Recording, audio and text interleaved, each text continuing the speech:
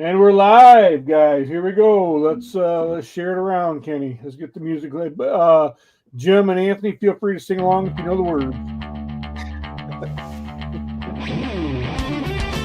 Anthony will make up some words. There you go. Actually, there are no words, so I do the same thing. I make up words for the speaking too.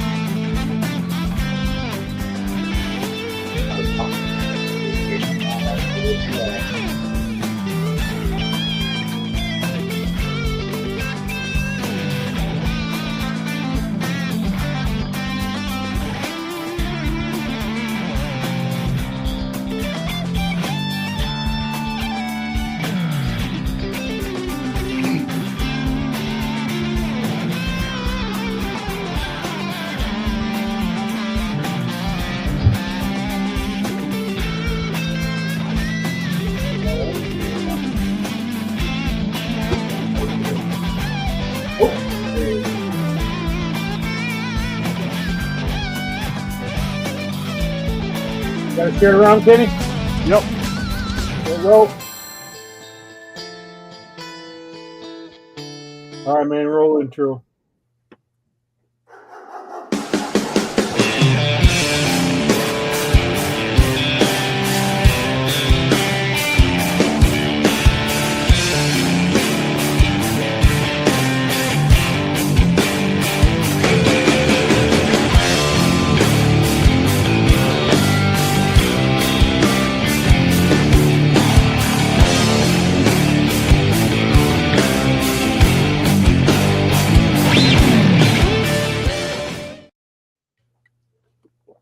Hello, faithful followers. Welcome to the ABTA Tuesday Night Live, where we bring it to you the only way we know how. No nonsense and no politics. We're joined today with guests Jim, Gast, and Anthony Beck of the Wild Game YouTube channel, an outdoor channel based out of Florida, doing all kinds of cool things.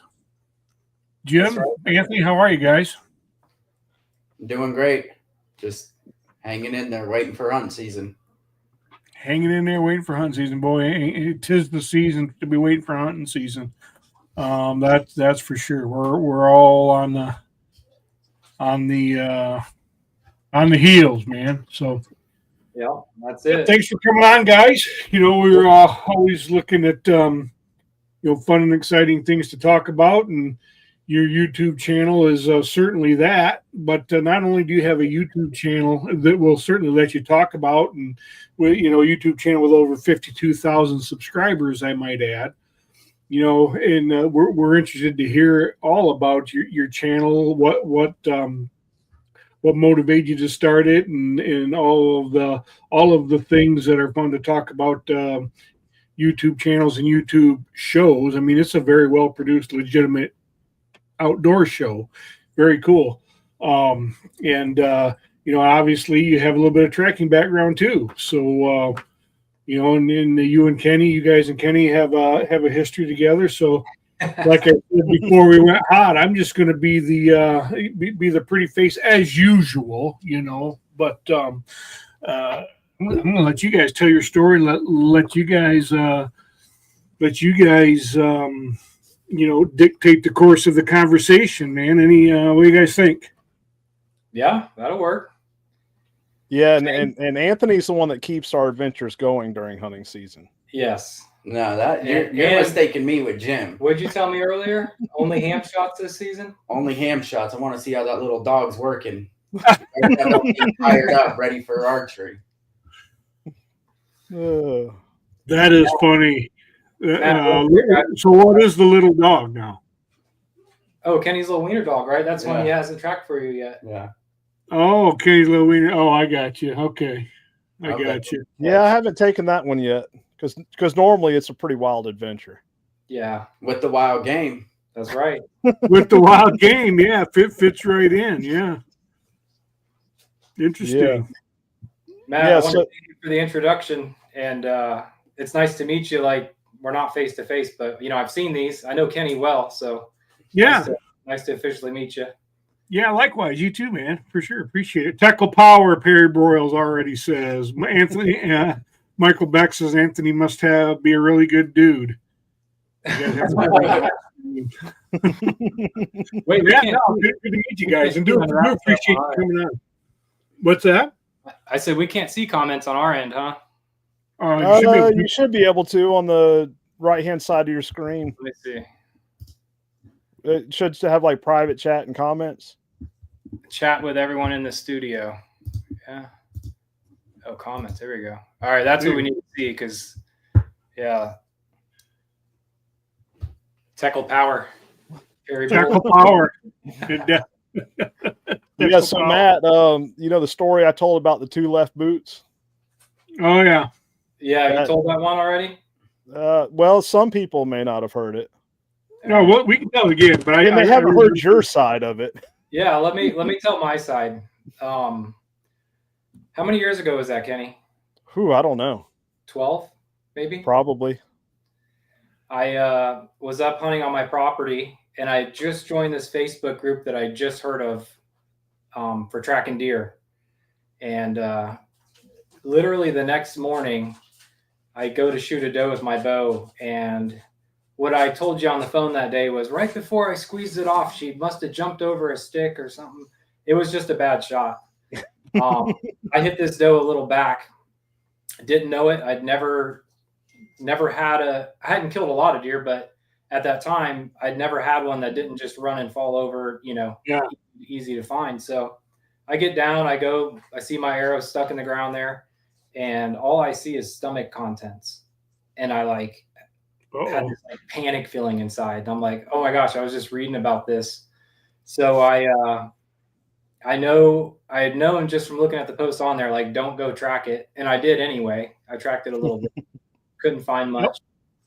And I end up making a post on there, and Kenny says, yep, I can be right over there, but you need to wait. And I'm like, man, wait. What if the deer goes bad, But other people were chiming in, and the group as a whole, they talked me into waiting. And I think Kenny was actually on another track, and got his shoes wet or boots wet. Anyway, he said, I got to stop and get a pair of boots. So he shows up, we're talking. I'm like, this guy is this big old stinky bloodhound. I don't know. Hopefully this dog can find my deer. And Kenny goes to put his boots on, and he's got two left boots. So my confidence wasn't like super high. Yeah. First impression, big stinky dog and two left boots. I'm like, I don't know, but we'll try.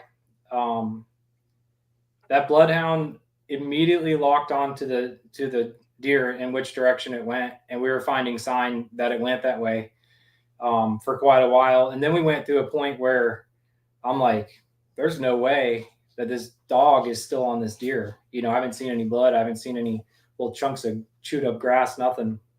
And that dog jumped that doe next to the creek, and the deer went across the creek. And Kenny saw it, and I didn't see it. He had the bloodhound on lead. Yeah. And he says, your deer just jumped in the creek and went up there. I'm like,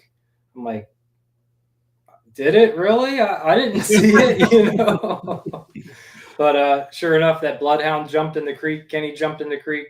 I jumped in the creek. My buddy Chris that was up there hunting with me jumped in the creek, and we went up the other side. And Kenny had pulled the dog back and said, we ought to wait a little bit. So we did, caught our breath because we had already gone quite some distance. I think this wasn't just a little creek. This was yeah, like a small river. Okay. Yeah. Like this high. Wasn't like. Oh yeah. So as wet and as heavy as my feet were, I was just glad I had a right and a left boot on. I think it was the yellow jacket nest after that, right? Yes. Lit you up.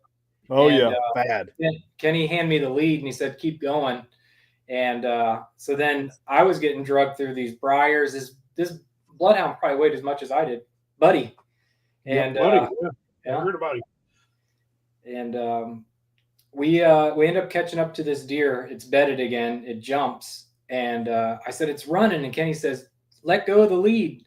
And this bloodhound and Chris, my buddy Chris that was with me, put on the afterburners. And I asked Kenny, will the dog like catch the deer? He goes, no, I don't think so. That dog caught the deer. The bloodhound caught the deer. And Chris was about 3 seconds behind it. And he was on it. And, all we had was a knife. So it was a very primal finish. But we got it done. And that was my first ever like introduction to tracking a deer with a dog. And I remember telling Kenny, like, there is no way, 0% chance we would ever recovered that deer or even found it bedded. There wasn't any obvious sign that we could see. I couldn't smell which way the deer went. And it was a pretty amazing thing. Kind of stuck with me. How far was it? How far Buddy the bloodhound, the miraculous beast that he is, caught the deer? Well, first bed was probably like 300 yards or so to the little creek. Okay. And then we ran it a while. Kenny told us to wait. We need to wait and let that deer, give it some time. Yeah. And then it had ran a long way. Yeah. Long way. It was probably 3/4 of a mile from start to finish. Yeah, that doesn't surprise me a bit on a jump deer. Yeah. How long after the shot was it? I think we gave it 4 hours probably. Somewhere there. Yeah, somewhere around 4 hours. It was super early season. It was hot. It was really, really hot. It was opening day. Yeah. Yep. Yeah. So it was pushing 90 degrees. It was if not higher. Yeah. Yeah, that Plus, sounds incredibly unpleasant. We did find at one point some significant blood. So we were all kind of like getting more optimistic. And but no, it wasn't. Our optimism was not founded because that was a run with the bloodhound. Buddy, the bloodhound running down and caught him. He sure did. Seen it with my own eyes. So, Buddy, the bloodhound running down and caught him. After we caught that deer, one of the neat things was like Kenny, he wouldn't take a tip. I'm like, come on, let me give you some money. He's like, nope. He still don't. I know. You got to throw it in his truck and hide it from him. Now we just throw it in his window when he's leaving. But we got to chatting and we kind of hit it off. And Kenny's like, me and some buddies go to Alabama once a year and we go do some hunting. You should come up there and do that. And I ended up going up 3 times with him. And now, me and Kenny, we go on a waterfowl trip out of state every year. Every time I'm up there, Anthony makes a bad shot, so we get to see Kenny just about every trip. No, I make it good enough to where where it's good, but Kenny still has to come out. just to come out. That one last year, or Anthony's last year. Yeah. Well, yours wasn't easy because all the water. No, we tracked mine just because you came with the dogs. So we're like, well, let's let the dogs work. I had both of them on video. They're both on the YouTube channel. And, my shot, it looked fine. I'm like, that one will be an easy one. So we said, let's start with the easy one.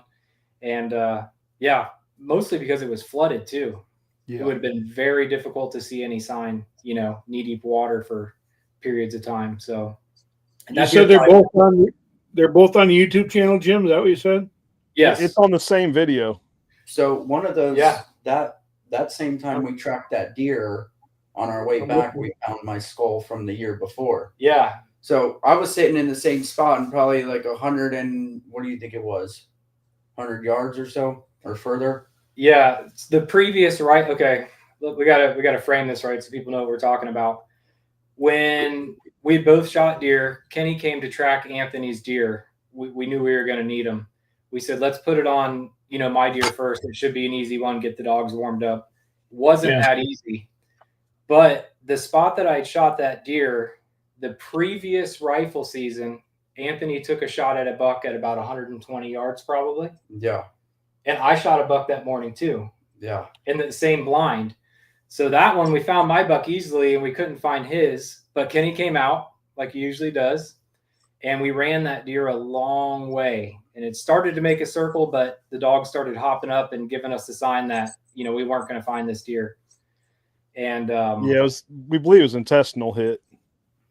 But what happened is, flashback to this past season, we're dragging mine out and we found the skull of the one he had shot the past rifle season. So Kenny, in a roundabout way, ended up finishing that story from a year before. Yeah, brought closure. That's what trackers do sometimes. Bring closure. Just a year later. So it was 3 deer that night. Yeah. Oh my God. Yeah, and Anthony's was a brutal track, and coming back out because the hurricane blowdowns were just. Oh. Yeah. It was knee deep water and just briars and blowdown, trying to pull this deer out, bedded behind a big root wall that tipped over. So that one was that was actually a very crazy track because Anthony said I just shot a deer. So I had this little buck come out and I'm like, well, if we're driving to the processor, and we get mine, we go to find his. He tells me it ran straight down the road towards the highway. And I said, how far have you tracked it? And he said, a long way. Uh-oh, did we lose Matt? Well, we did. He'll be back. Oh, no. I just took myself off screen for a second. You're good. Bloodhound issues. So nope. Anthony's deer runs straight down the road that we drive in on to hunt, and it runs almost all the way to the highway. And then we cut into the woods, and we're just finding the smallest little drops of blood. So that's why we backed out and called Kenny. I had we linked up with that track like kind of at our last blood. You know, Kenny trusts me enough to bring him to it. The dogs got on it. They got a little confused one time, which we weren't sure if the deer did something weird and went that way and came back on its own trail, or if they were off. But either way, they come back around, got on it. And I am like 100% sure that we're gonna come up on a live deer. I mean, you know, the lack of blood, the distance it went. But at the end, it started really spewing. Yeah, it got better. Yeah, the blood. And then, and we're just in this tangle of blowdown that's a jungle. I mean, it was terrible to even walk through, let alone track through and try to figure out what's going on. And then it was horrible.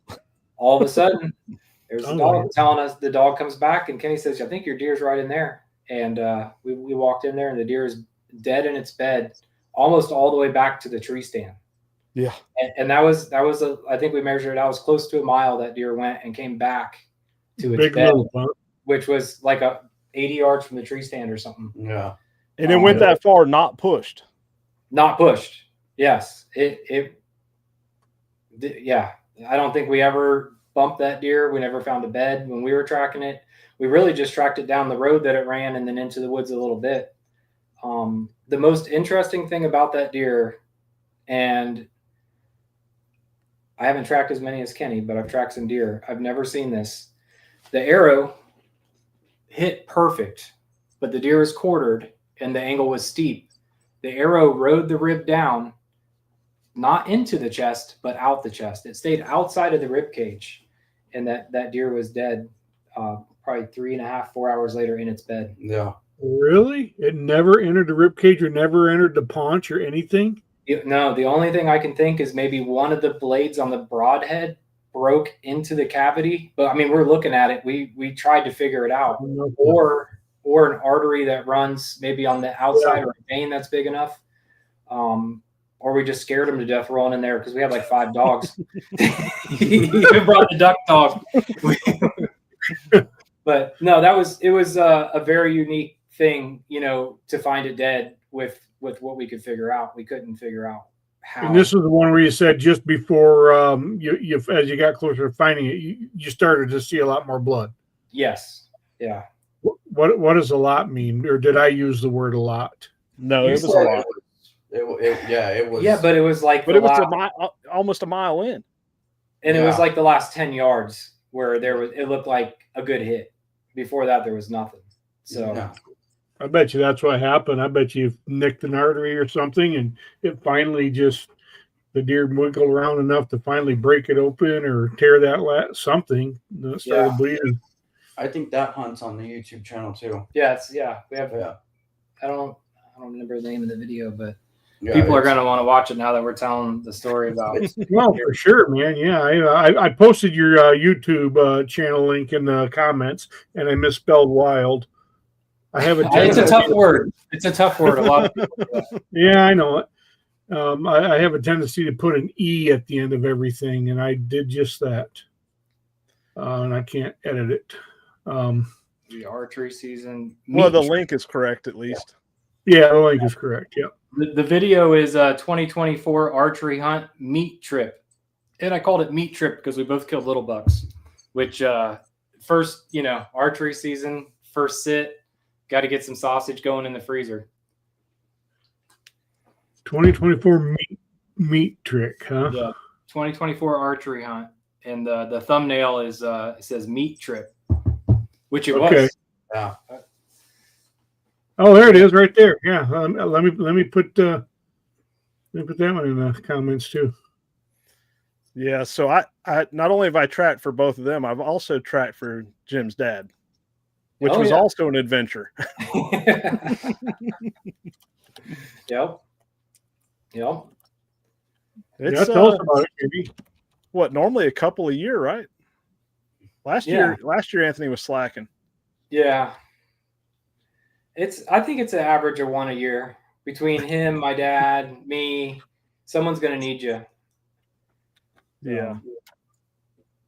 Yeah. My dad's was a fun one. Yeah. Did we start that with a different dog? I can't remember. I believe. I know the ending was exciting. Yeah, it was Mike Alguire. How do you say his last name? Yeah, Alguire. Yeah. Because I was swamped. Yep. I was backed up, had a bunch of tracks, and then he went out there. We jumped the deer, and he called you and said, "Nope, we need you. We need some dogs that'll run." Yeah, and that we did. Yes. Thick, nasty swamp again. Yep. You're on the GPS telling me 30 yards in front of you. I'm like, there ain't no way in there. And you're like, you got to get 30 yards forward, straight forward. Dogs in front of you. They're both standing there. And I'm like, just climbing through stuff. And I'm almost up to my waist. And then I finally see the two dogs underneath this nasty willows and stuff in this swamp. And the two dogs are standing there. I'm up to my waist. They look like they're in water this deep. And I'm like, there ain't no deer in here. And he's like, there's got to be. What are they doing? I said, they're just standing here. They were standing on the deer. Both of them. I swear to God, every time Kenny tells a freaking tracking story, it's about chest deep water with alligators in it. I've never heard him say, "Yeah, man, he's in the pine forest," or he's in this clear cut. None of that. It's always some kind of tangled swamp, easy terrain. Yeah, people think I'm exaggerating when I talk about how bad it is. Yeah, it's I don't think you're exaggerating. I just think you're crazy. It's brutal. Yeah, in that video, you'll be able to see, I believe, some of the blowdown and stuff. It's like that's the hard part about filming is like I want to capture everything, but I'm also there trying to accomplish a goal. Get a deer out.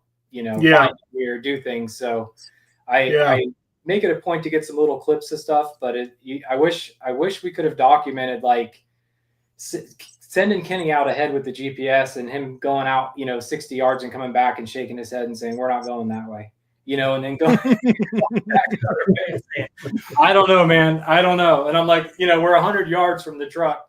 We got to figure out a way to get there. And the only way that we know is doable is, 600 yards back around, which no one wants to do when you're dragging a deer. So, oh my gosh, we need to make this year of that. Yeah.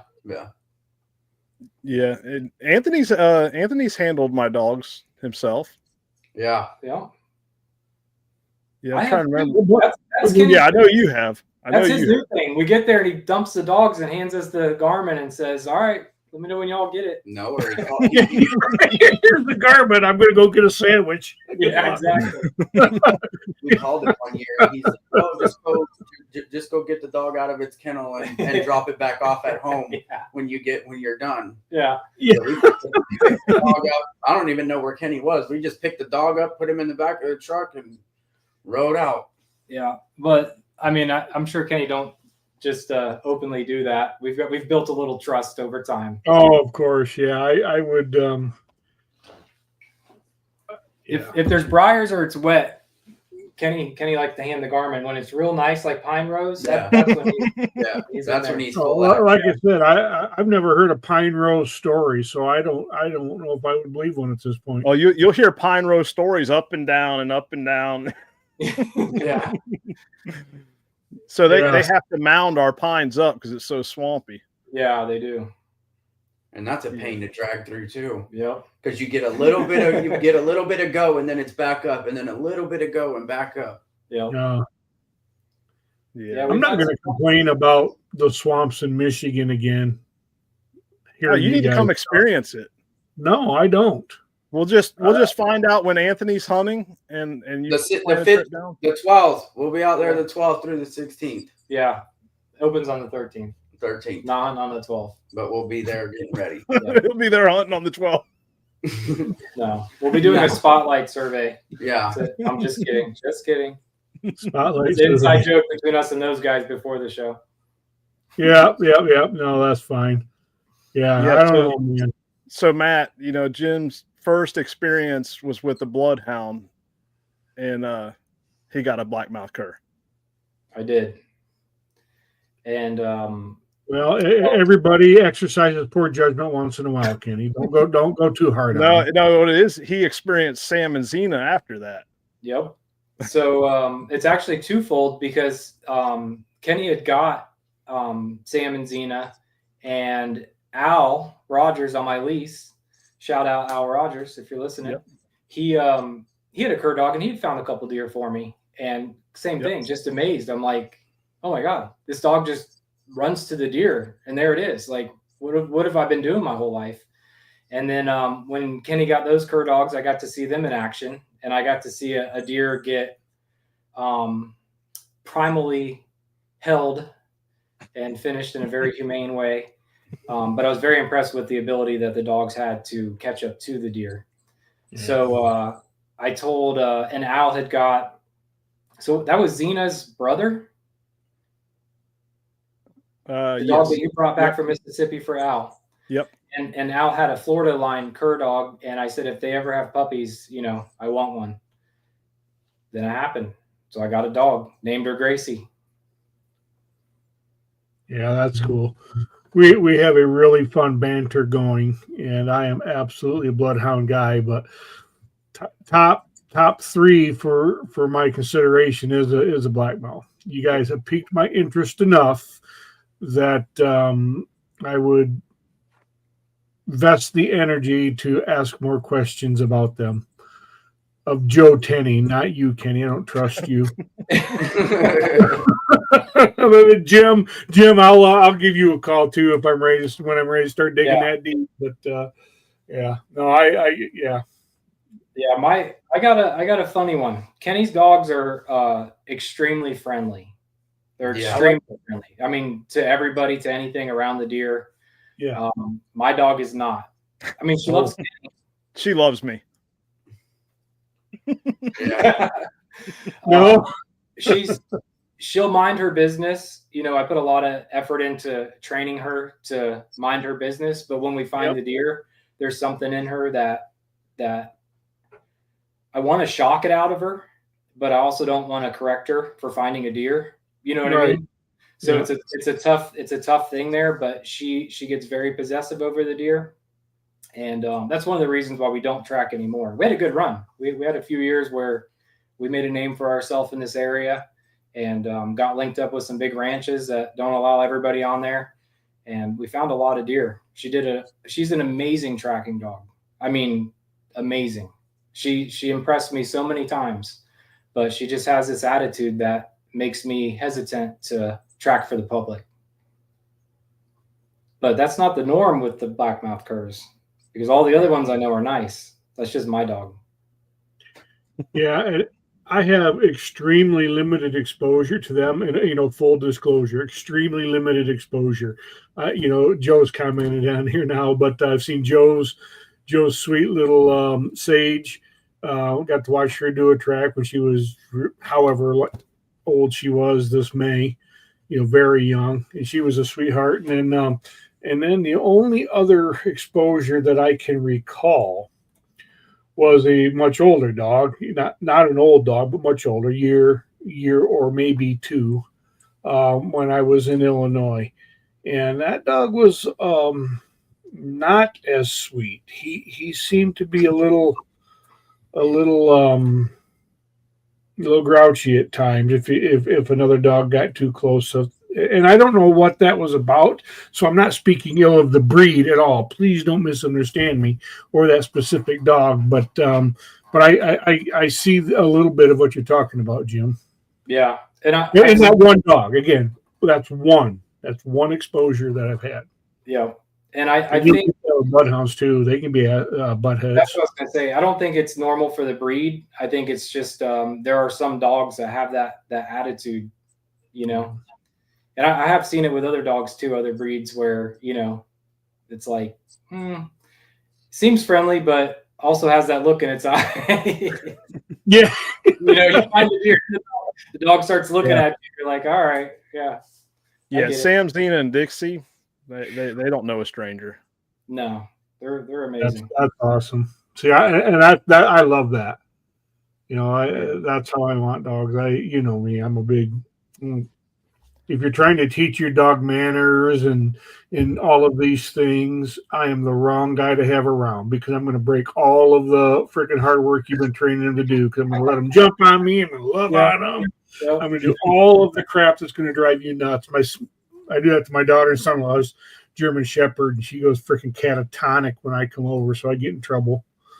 Yep. I've tracked with Gracie a lot. Yeah. And we were in North Florida one year, and she was acting weird with me, remember? Mm-hmm. She was like wanting to bite me. Yeah. So and that's kind of like one of the things, like it did get worse. Yeah. Because Anthony used to be able to take her. We're on a track, I need a break or whatever. And all of our area, it's mostly on lead. Like we have to track on lead because it's mostly management areas, public land. Yeah. And I could hand the dog off to him and let him go for a little bit and then just find him on the GPS or whatever. But yeah, she just got kind of cranky with her in her old age. And how old is she? She's 8 now. Okay. I think 8. Where is she? Gracie, come here. Come on. With a cool racing hat. Come here. Come say hi to Kenny. Come here. Look at that sweet face. Look at that. Oh, she looks like she's from Eastern Europe. Yeah. Eastern European.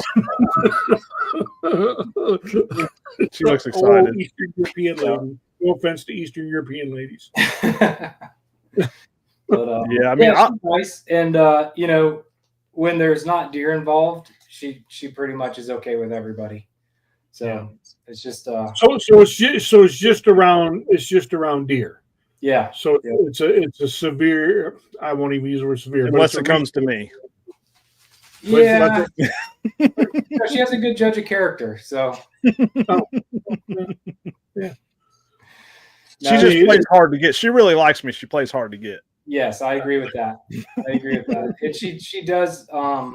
She's a cautious dog. Like if she doesn't know somebody, she'll mind her own business. But she don't want people petting her she don't know.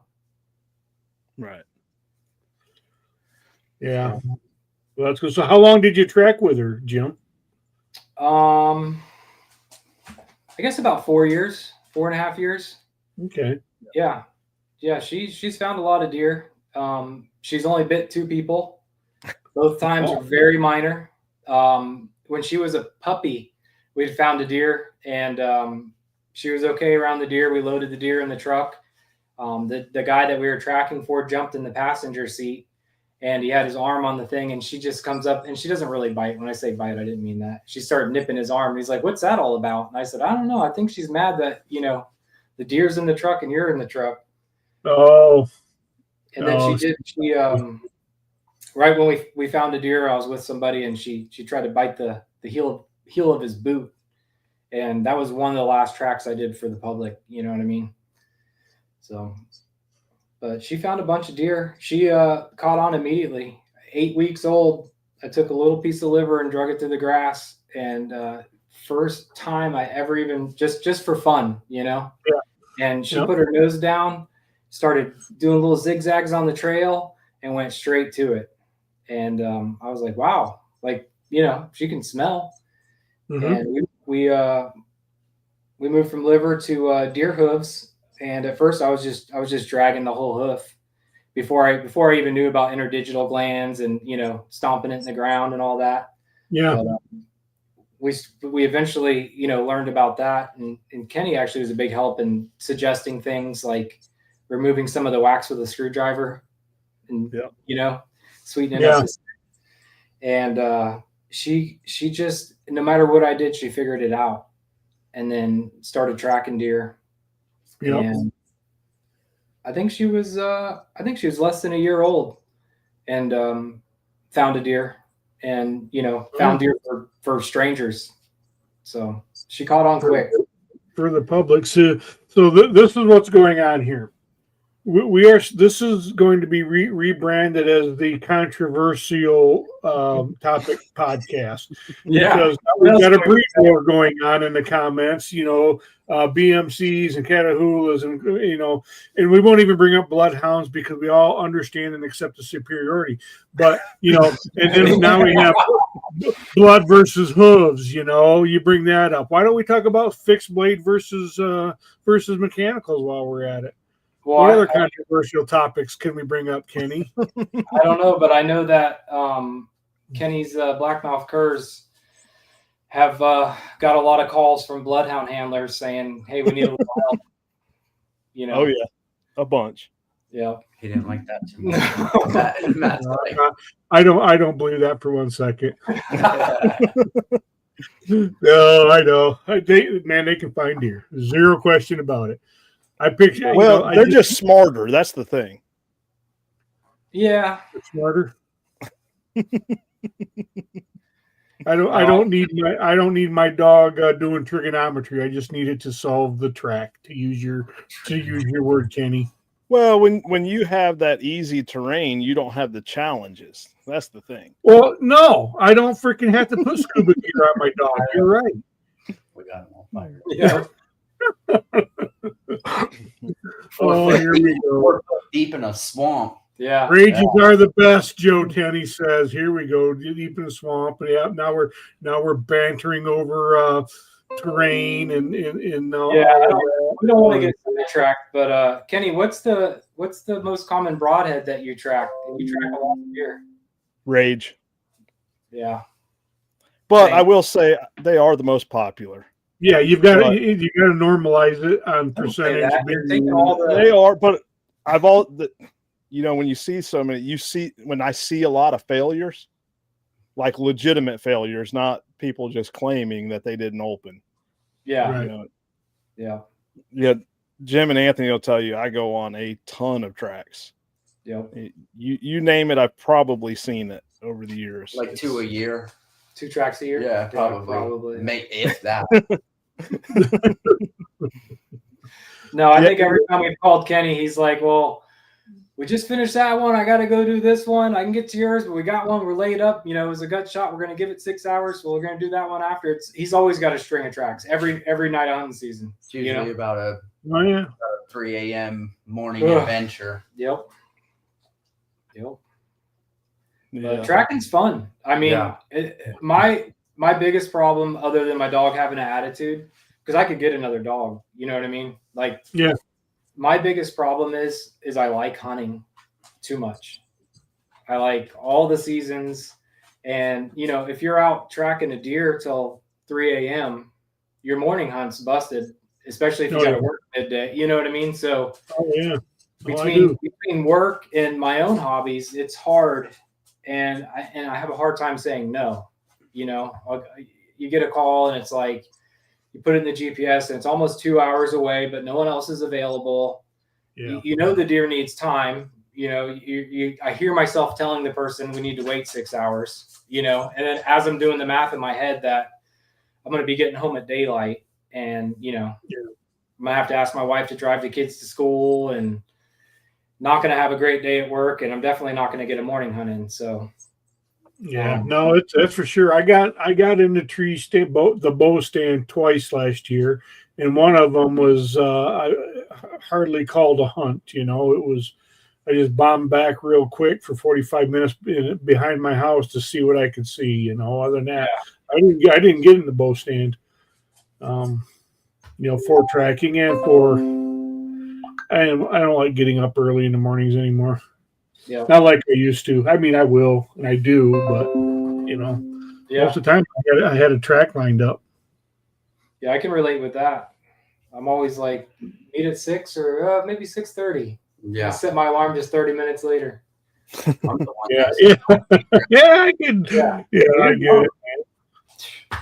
Well, here's a question for you.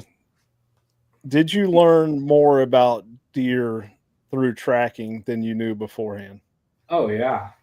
The terrain. Tell us about that. That's a great question, Kenny. Tell us about that, Jim.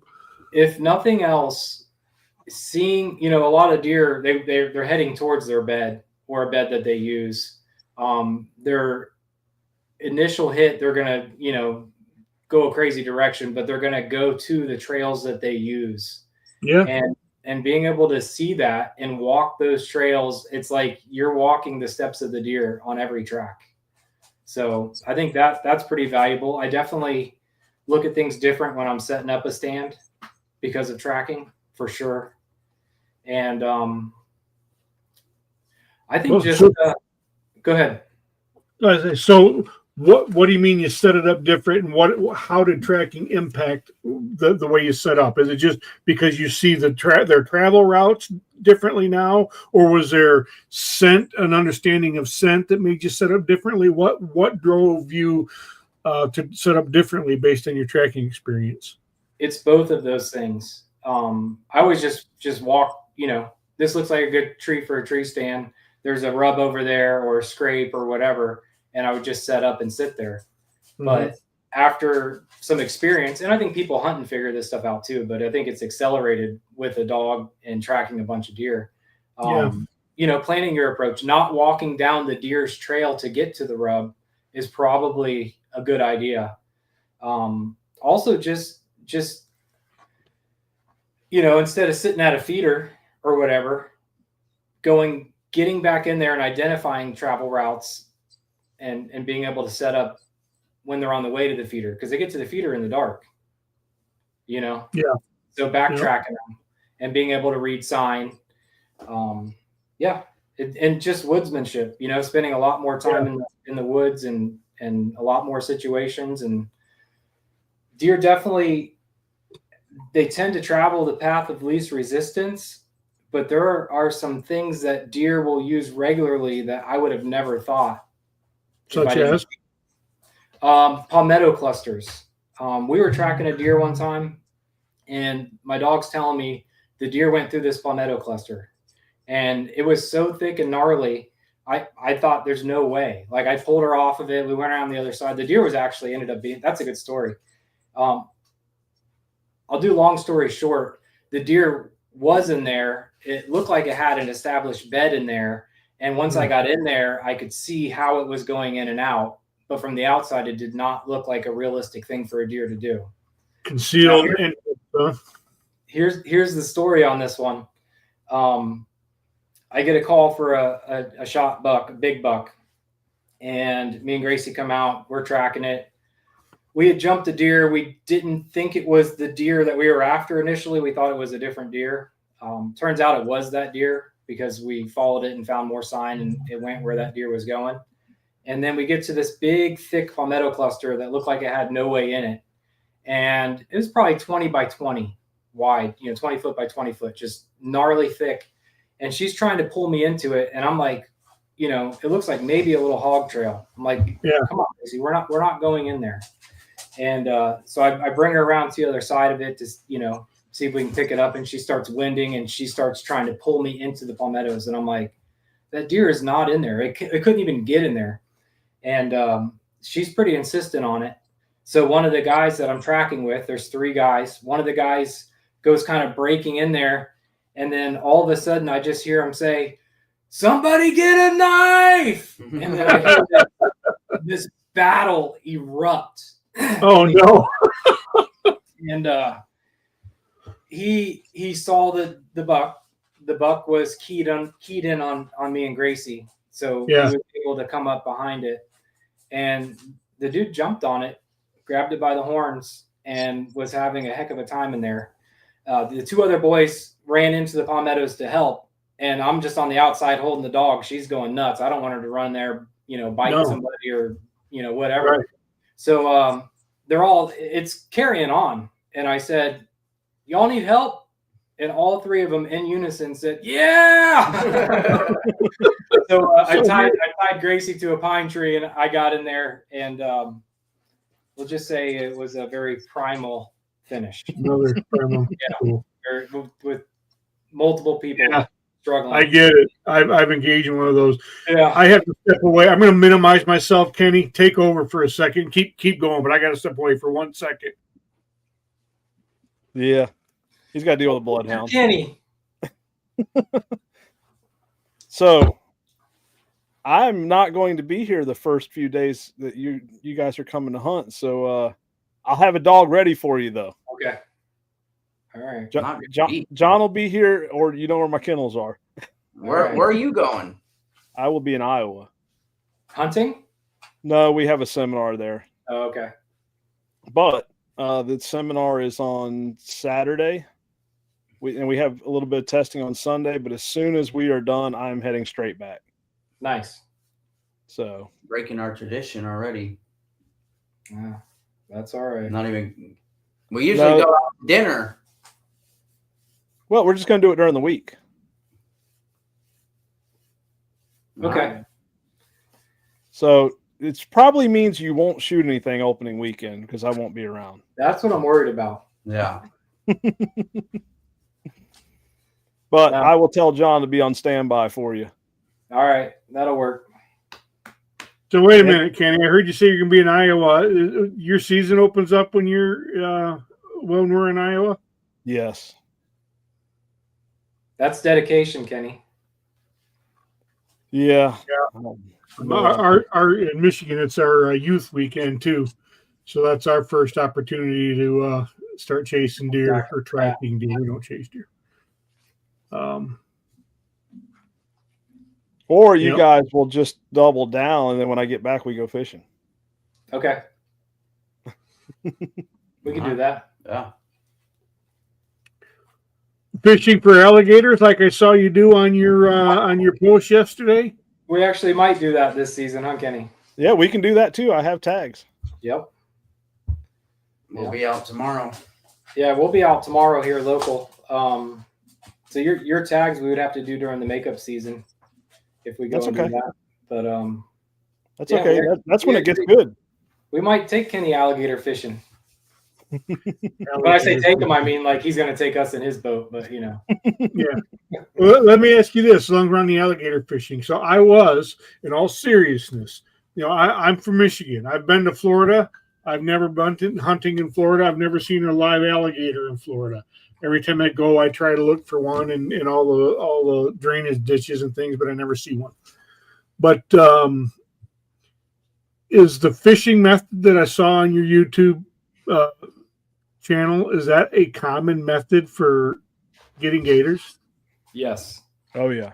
Yeah. There's really only 2 methods in Florida, and it's snagging or baiting, because we're not allowed to hang hooks. Even when we bait, we can't use a hook on a bait. So it's got to be, we're allowed to use a 2-inch wooden peg. And the reason, I guess, is because they could pass that if they need to. So if we're using something like a beef lung, we'll check the YouTube channel, how to break a beef lung. You you'll slide the lung down to the peg. And then when the alligator swallows it, as long as he's underwater, he's got a little flap in his throat that he doesn't want to open up.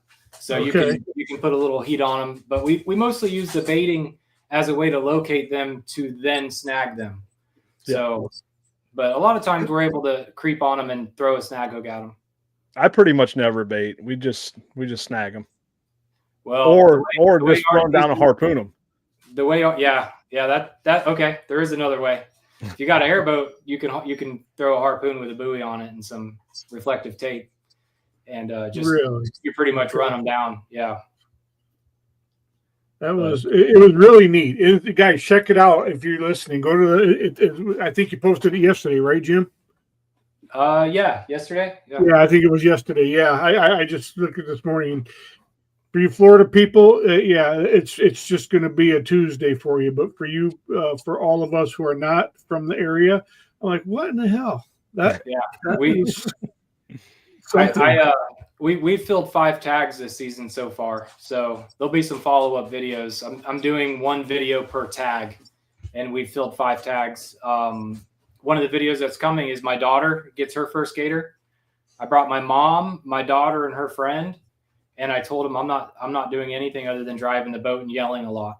Like, y'all, you guys have to do it yourself. So I had them, hook up the bait. I had them do everything. And I just stood by and filmed and guided them.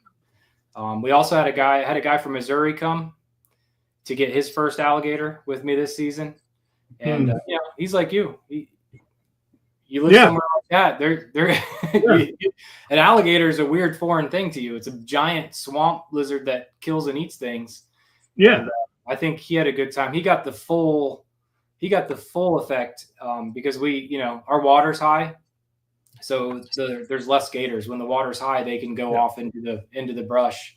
They don't have to be in the brush. So we had to work for it. We had one swim down the edge of the lake and go through and under and over every stick possible where, they're holding my ankles. I'm leaned over the boat, passing the bait rod underneath logs that are a foot underwater. Boat broke down one night, had to get towed in, and we finally got him one. He got a 9-foot alligator for his first gator, which is a good one for how it's been around here. Really? Yeah, high water's tough. High water's tough. Yeah. How many tags are you allowed? So in the state, I don't get any tags. I never pull tags, but I have my mom apply, my dad apply. You have to apply for them. Yeah. So you apply for tags. It's a lottery. If you get drawn, you get 2 tags, and you have 1 week in a specific area to fill those tags. If you don't fill those tags during that 1 week, then there's a makeup period that runs after the regular season until Halloween night at midnight. So you got some time, but we had first week tags. Yours were second week. Yeah. My mom pulled first week tags. And then 2 buddies both pulled. John and Kevin, shout out if you guys are watching. They both pulled first week tags. And, first week tags, especially in the area we were in, we thought we were going to be rolling through there going, that one's not big enough. I don't like the way he looks. We ran an entire zone for one of the tags one morning and never saw a gator bigger than 7 foot, and probably only saw 4 gators where we would normally see, 80. So it's a weird season, but we've been grinding. We've got 5 killed. You mentioned that in your video yesterday. I'm going to keep referencing that one because that's the only one I saw. But your video, you mentioned that you're not seeing a lot of gators, but you had one scoped out. So is there like a size limit on them, or I imagine that's got to be impossible to? Yeah, it's something really silly. I think it's 9 inches from vent to snout. Yeah. Oh, so they measure them by the head, so you can. Okay. Yeah. Oh, the vent's the other end, Yeah. Oh. Yeah. The gator vent. And I don't know why they do that. I mean, 9 inches from vent to snout is a gator about that long. Yeah. So I don't know why anybody would want one of those. Maybe to put the head on the cowboy boot, or do one of them purses where the gator wraps around, or something with the leather. But I don't know. You really don't get a lot of meat off of a gator. Not like no, people not think. until they're up around 9-10 foot. That's when, and we call like 8-footers meat gators because there is a significant difference between like a 7-foot gator and a 7-foot gator and an 8-foot gator. Like a huge difference. Like they fill out, their tails get bigger, their arms get bigger, their head gets wider. And that's kind of like the minimum that we'll kill as an 8-footer. But we normally try to stick to like 9 foot plus. For our area, that's what most people would consider a trophy alligator. Pretty good. So what is the age difference between a 7-foot gator and an 8-foot gator, if there's that much significance in? You sound like my guy from Missouri. He's asking me all kinds of crazy questions about alligators, and I'm like, I'm not a biologist, man. Or what would be a herpetologist? I'm sorry. Let me ask Facebook. Is there a Facebook group I can ask? Probably. There is. I actually do know the answer to that. Approximately, they grow about a foot a year. I think until they hit that maturity level, which is somewhere around 8 or 9 foot, and then the growth slows down. And a 10-foot alligator could be 12 years old, or a 10-foot alligator could be 50 years old. So it slows down, and then based on nutrients, how dominant they are, that sort of thing is how much bigger they're going to get. I do find it relatively fascinating, in all seriousness. Yeah. So what's scary when the water's high like this and it comes to tracking season, guess where those gators are? Way up in the flooded. Where you're tracking at. Yeah. Yep. Yeah. Well, you talk about that, all of the entangled crap that you guys track in, and I give you guys crap about it, but I get it and respect it, and frankly don't want any part of it. But for a season. What's that? You should come down for a season. I don't know if I got it in me, man. Yeah, come on, we'll kill an alligator. Yeah, and then you can track around them later. After someone shoots a deer. Yeah. Well, that one, again, the one that you got on your video that you posted yesterday, or no, the one that got away. Yeah. Went into this super thick and tangled mud bog, jungle garbage crap.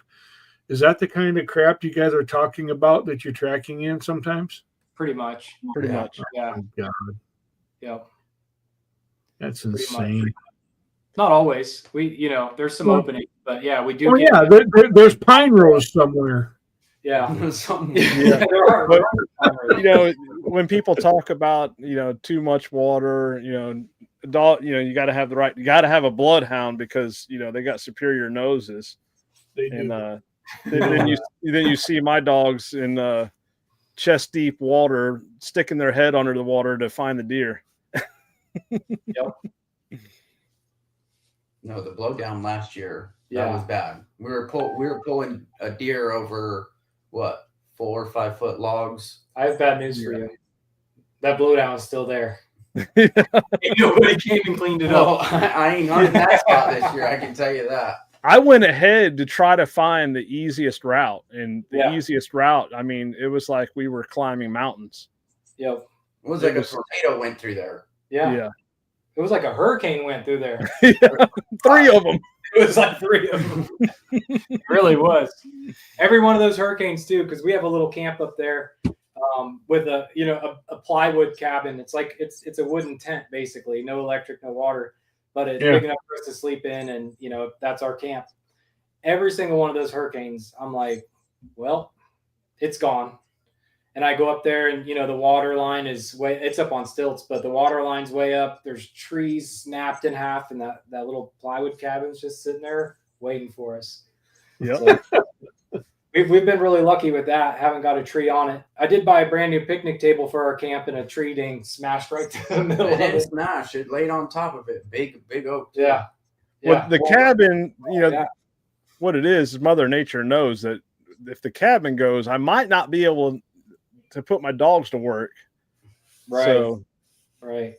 And speaking of Mike Alguire just hopped on. He said, "How are y'all this evening? Just got off work. Was hoping to make it to the show." Mike, you missed your part of the story. We're already telling stories about you. Yep. Yep, Mike, you were a topic of conversation for a minute there. Yeah, for sure. Yep. All Michael Beck, I did check my messenger. Thank you. Send me the details, dog age, handler name, dog name, all that stuff. Yeah. So, I mean, that just goes to show how we network here. I mean, we're really tight network. You know, we all work together. It's yeah. Oh, sure. Yeah, absolutely. And that's how, my opinion, that's how it should be. That figures, Mike says. So, huh. That's one of the things I wanted to make sure that I brought up. My time tracking, the people that I met, both other handlers and people that I tracked for, are still some of my best friends. Like, yeah. You know, and it's a combination of like-minded people. You know, we like hunting. We're, you know, doing this stuff together. But going through some of these tracks, especially in Florida with all the nasty stuff, it's an experience. You know, you bond. It's teamwork, trying to get the deer over under logs, trying to figure out how the heck you're going to get out of the woods that your dog brought you into. And great people, really, really good people. Yeah, and I agree with that. You know, I've made a lot of great friends in the tracking community, and because of tracking, you know, hunters, you know, it's been really good. I really enjoy it. It's a compulsive disorder, you know. Yeah. I mean, and they'll tell you I've shown up to track for them right after knee surgery, right after shoulder surgery, I've heard right after my gastric surgery. Yeah, that's when he stayed in the truck. Yeah, the knee and the gastric. Yeah. Those were two where he's like, "Here you go, go find your deer." I just brought the dogs. The dog actually worked better when he stayed in the truck. I noticed that too. Yeah. I thought I was just mistaken it, but that dog actually worked a little better. No, we might not even need your dog this year with that drone you got. Yeah, you seen this? Yes, the controversial stream tonight. Yeah, drones are better than dogs. So they got to see firsthand the limitations of the drone last year. Yep. The same Anthony took. We brought share dogs in with our 42 live followers right now and thousands of people who will listen later. Yeah, the drone is really cool. I mean, it's really cool. And we got some good footage of the deer after we found it with the dogs. And why couldn't you find it with a drone? We actually didn't try, did we? We put the dogs on it first. Yeah. But we would have never found it with the drone. Never. No, I don't. Just canopy, yeah. Too much blow. We all know that. Yeah, just way too much canopy here. And even after we found it, we got it out and flying over. It was still hard to find. Yeah. I think I saw that video. We're not drone bashing here by any means. No. For heaven's sakes, we're not drone bashing, but we're also not going to shy away from the reality. And anybody who operates drones and dogs are going to tell you that they're limited certain times of the year. Down there, they're more limited than they will be up here when we actually lose a canopy. Down there, you guys probably don't hardly ever lose a canopy, do you? Nope. It'll thin out a little bit, but not. It will thin out, but it's like especially archery season. You know, it's the jungle. Yeah. Literally. Yeah, no, and that's just the reality of it. I mean, we did that proof of concept last night with Joe flying his drone, and just that little proof of concept. And I'm not going to talk about what we were proving out here, but in late August in Ohio, it showed the limitations of the tool. Otherwise, it can be a very effective tool. Oh, yeah. For sure. You can definitely cover some ground, compared to putting in the work of getting through the stuff. And, who knows? Maybe if we would have launched the drone first, I didn't look up when we found that deer. It might have been a quicker, easier track. Except it was underneath that root ball. Yeah, that's true. That probably wouldn't have worked too well. Mid-December. So Charlie Connor. Yeah, go ahead, Kenny. Go ahead. Yeah. Charlie Connor says, "Do you have any fun critters in your Florida jungle? What don't we have?" Yeah. I mean, we talked about the snakes. Yeah, we got monkeys. Monkeys. Crocodiles. We got bears. We got panthers. Crocodiles. Alligators. Rattlesnakes. Crocodiles? Oh yeah. Oh, yeah. We got crocodiles. Really? Yep. Yeah. South Florida, like where we're at, Central Florida and South, there's crocodiles. We got one that swims around the neighborhood terrorizing people over in Satellite Beach. Yeah. Yep. Is his name Stan? No, but they removed him. They drove him down to the Everglades and he came back. Oh, he did not. That's what they say. I said it's just a different crocodile, but they said he came back. And then how far is the Everglades from here? 4.5 hours? Yeah, something. Yeah. Like that. Yeah. And he swam back. Yeah, you can't forget the pythons. Oh, yeah. Yeah. 20-foot pythons. Iguanas. We have That's the one thing we Florida- haven't caught is a python. No, we haven't done that. No. We have a bunch of like iguanas and agamas. I did a video where I caught and ate a invasive lizard, a red-headed agama, and just because no one had ever done it before, I was on YouTube searching. Everybody eats iguanas. That's like a popular YouTube thing to do, is to kill iguanas. Really? Yep. Yeah. Because people from where are you from, Michigan? Yeah. Yeah, people from Michigan think that's interesting. So I think it's weird, but whatever. We agamas, all kinds of wild. We have a lot of crazy fish too that show up here because they get released from aquariums. Yeah. Oh, I imagine. Yep. And I don't even know how many types of spiders and frogs. Yeah. And Yep. And then we got chiggers and ticks. Oh, we got those too. year round. Year round. Yeah. It gets worse in the hunting lease during archery season. Yeah, You'll it's come bad. back with 100 bites and they itch for a month. Yep. Yeah.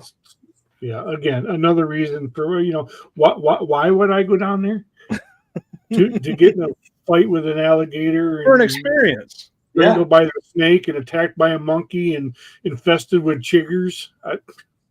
So So- they're talking about Bigfoot, and actually just west Yeah. of me, there's a big thing where there's some Bigfoot hunters. They swear they're out there. I just saw that recently. Recent sighting, I think. I saw something about that too. Yeah. Yeah. Skunk ape, they call it Yeah. down there, right? All right. So here's a question we like to ask each other and talk about. Oh, God. If you saw, you're sitting in the tree stand, a Bigfoot, plain as day, steps out in front of you. You taking the shot or letting it walk? Matt, you go first. Oh, letting it walk and I'm letting it walk in peeing my pants, but I'm letting it walk. What about you, Kenny? Whew. It's not a bear. It's not obstructed by anything. You're like, that is a Bigfoot. I would I probably would get my blurry picture of it, Yeah. I would, that's I the would only probably problem shoot with it and see if my dogs would track it. There you go. Good answer. Yeah, I'm taking the shot. Are you really? Oh yeah. Yeah. And I'm gonna put it somewhere very safe because I know they're gonna try to take it from you. Oh yeah. Yeah. They would. It can't be registered as a species if it has never been found. So if you shoot it and kill it, you can demand a bunch of money for it. Oh yeah. You I just mean, take- a real Bigfoot. That's name your price. Then all them little shows of people finding sightings and stuff would be over. Yeah. Found it. You're the one. Yeah, but I would put different pieces in different spots because they're gonna want the whole thing. Yeah. You just tell them $6 million for. Oh yeah. If you want the Yeah. teeth. Yeah. Sell them a little hair sample. Yeah. So here's so they can do here's their the thing, though. analysis on it. You'd be doing Bigfoot a favor, right? Because now that it's a real thing and it can be studied, it can be protected as an endangered species. Yeah. So Matt, Oh, the invasive. your anti-Bigfoot rhetoric around here, we don't appreciate it. Well, Bear Miner says you got to bang on a tree to communicate with them. Is that what you guys do? I've never tried. We haven't gone after him yet, but So I've got a TikTok video of John Vaughn's son calling a skunk ape. I'll share it. did you get a reply or was it just a call? What's that? I said, did he get a reply? I don't know. We were laughing so hard because I was sitting there telling these guys a story. They were here turkey hunting with me from Arkansas. And I'm sitting there telling the story about how Little John's like this world champion skunk ape caller. And he had no idea. He had no idea. You know, he just happened to pull up as I'm telling this story. And he gets out of the truck and he just rolls with it. And he has no idea that I have my phone out videoing him. It was hilarious. That's good stuff right there. Oh yeah. Yeah. It's the Vaughns are a different breed. I just saw that Travis Connor said, we all know if Bigfoot was real, someone in Florida knows what it tastes like. I thought right. Not wrong. Not wrong. I wouldn't be opposed. Oh, I mean, I'd try it. My mom always said, if you kill it, you eat it. So yeah, I'd try it. Yeah. I mean, oh my I was God. microwaving Blue Jays when I was 8 years old.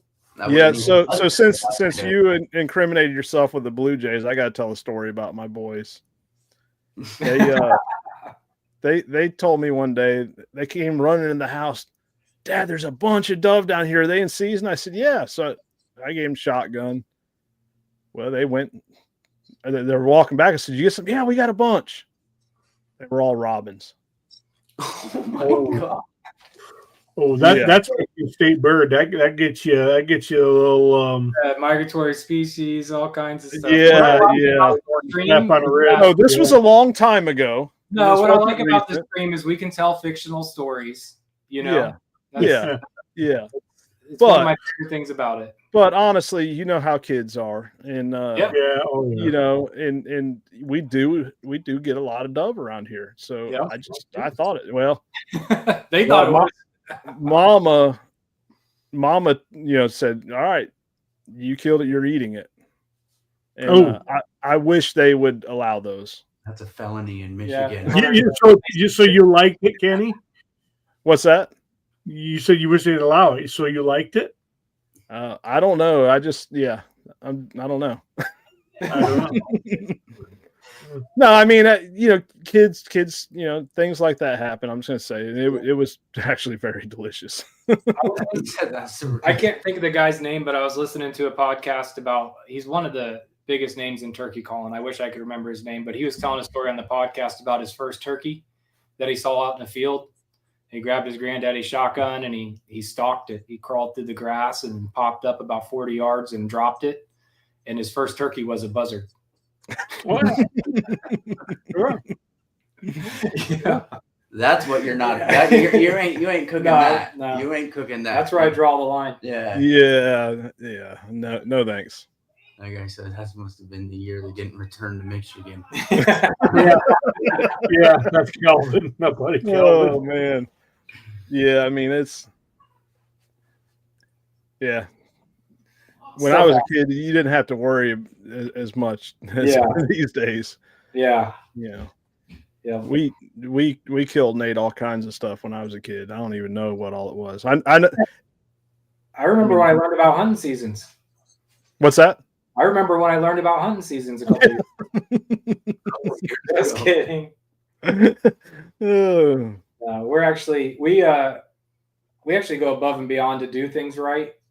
You know, especially if you're filming, it's very important to think about what you're doing. But no. Hey Matt, I will say it's not just tracking when things get primal. It's something when Jim Gast is involved, because we go to Texas and hunt sandhill cranes, and things got primal there with the guide. Well, things got primal with me. Things got primal. Kenny had to what was that word we use about primally finish. Well, that crane tried to fight you, to be fair. Self-defense. Yeah, so self-defense, rather primal engagement to dispatch the No, it could have been a lot worse. He ended up shooting it, but the guide left us and said, I'm gonna go do something and come back, we'll clean up. And you know, he was doing the calling for the cranes and everything. Well, we had some flying over, so I gave him the old, and sure enough, one hooked in, came around, gave us a little pass to see what was going on, and Kenny winged it. Well, it sailed down, I don't know, 300 yards you ran to that. And when he got up to it, he shot it at once. It was a little too far away, and he was empty. And when he got up to it, that crane got to, like, it started picking up a rock. Like, threw a rock. You start using weapons against you? It literally picked up a rock and came running at me. Yeah. Yeah, it's another YouTube video of his. He's got it on. Yeah, we got that on camera. I got like most of it on camera.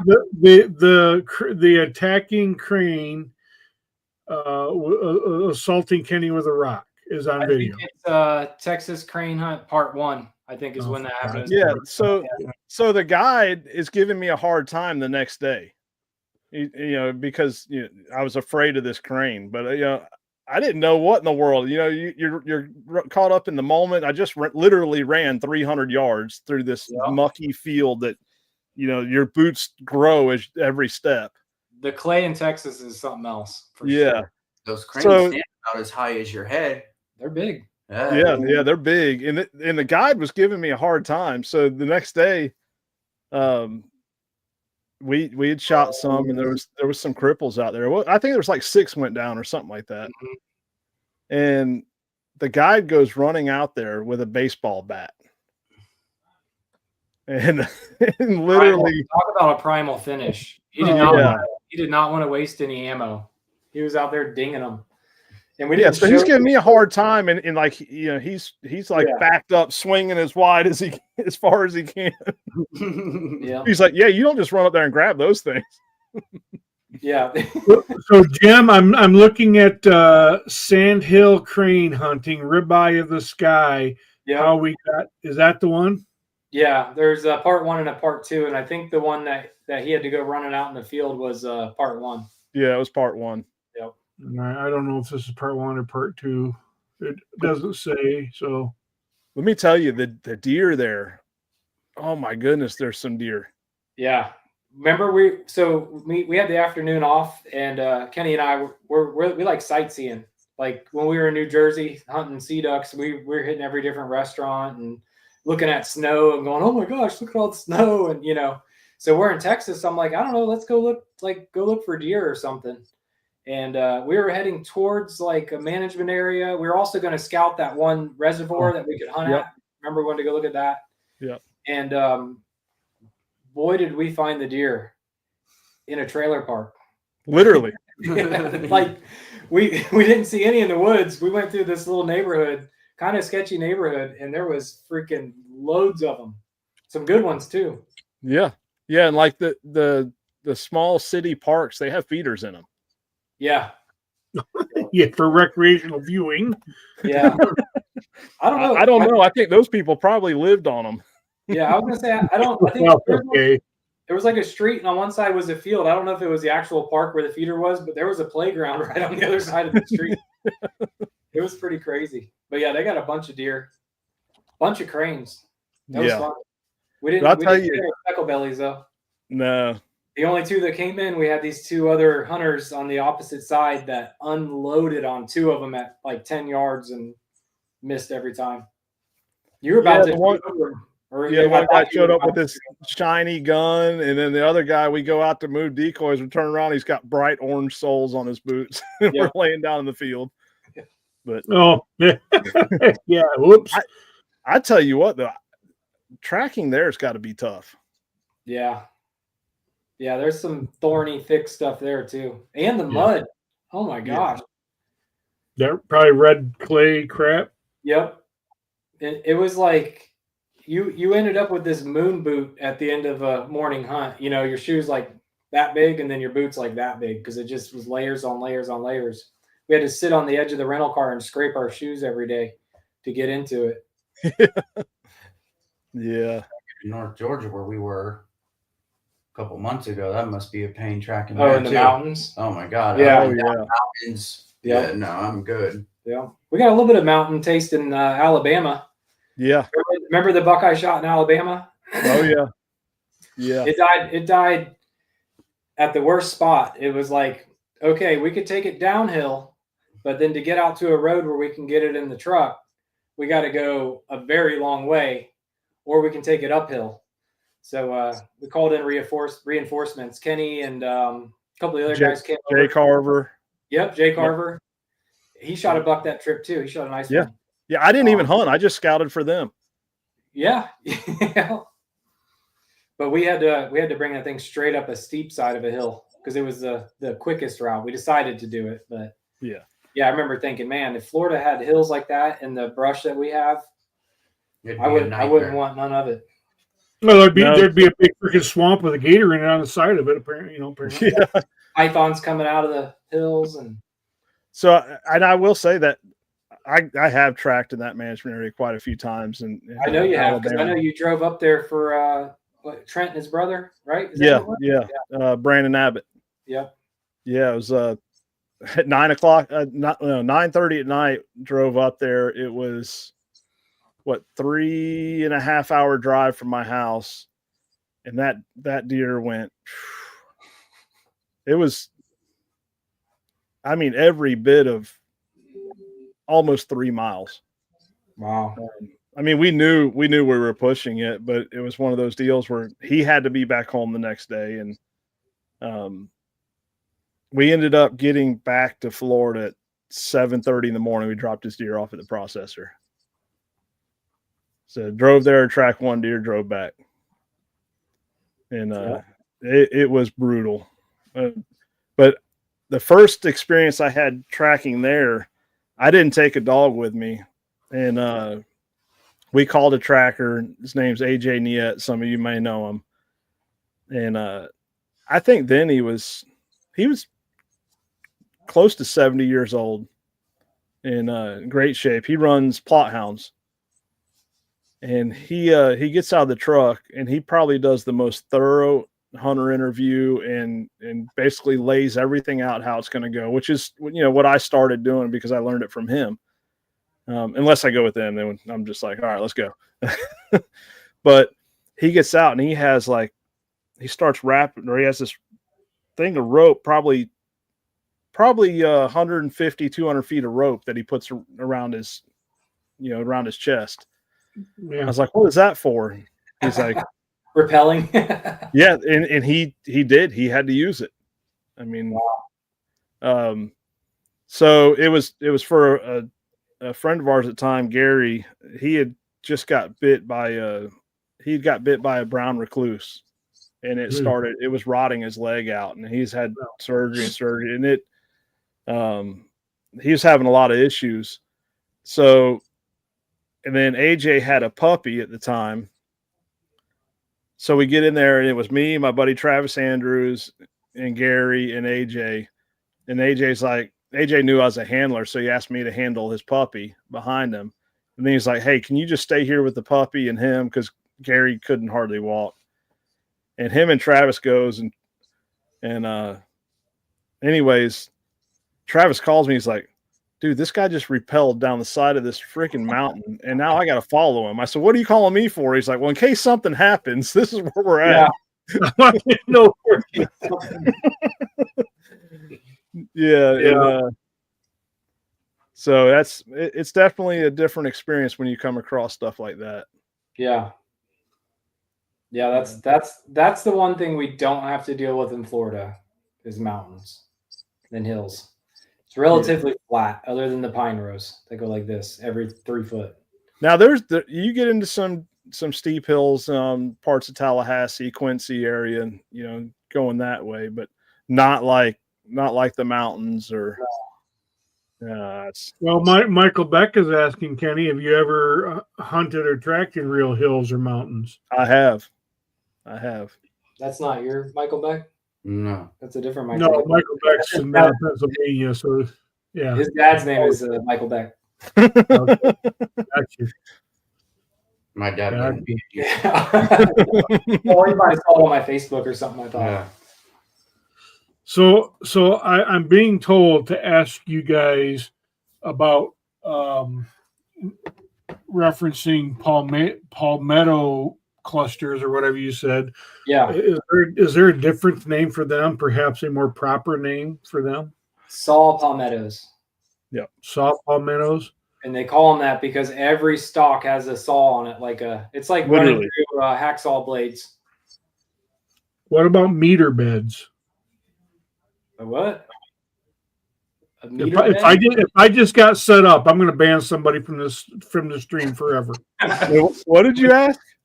Meter beds. I don't know. Briar bush. Wait a minute, vines, briars. I don't know. Wait a minute, vines. Yeah, I don't know about me. That's about what it sounds like. Wait a minute. We got a lot of those. Yeah. Yeah. I don't know. So maybe it's someone's getting banned. Yeah, what's wild is, you see, and a lot of people thinks that Florida doesn't have big bucks, and it depends on where you're at. Down there where you're at, there's some giants killed. Well, not giants, there's studs killed. There's 160-inch bucks killed not far from you. Not many that big, but close to it. Yeah, I mean, there was 2 or 3, I think, last year. But there was a decent amount of 140s.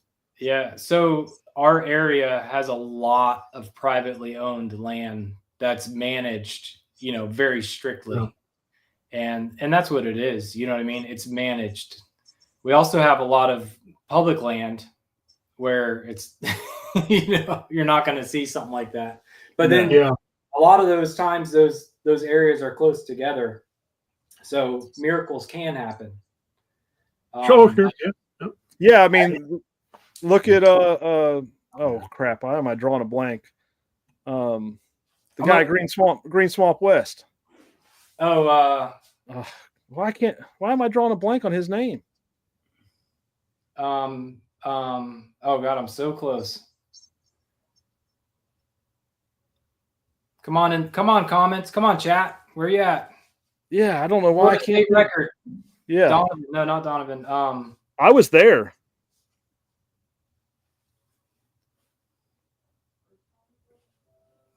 Come on, chat. Everybody in Florida. Oh, they're not all in Florida, probably. No. we do have a very high. Thanks, Mike. Yeah, James Stovall killed a Stovall. Yeah, I was there. I was there when that happened. John Clark, Mike Pad. Yeah. There's my Florida boys. Yeah, I don't know why I couldn't think of James Stovall, but I can't remember how big that buck was. But I was there. It was at Green Swamp West. And let's see if I can pull it up. I don't know if you guys can. No. Yeah, yeah. You get wow.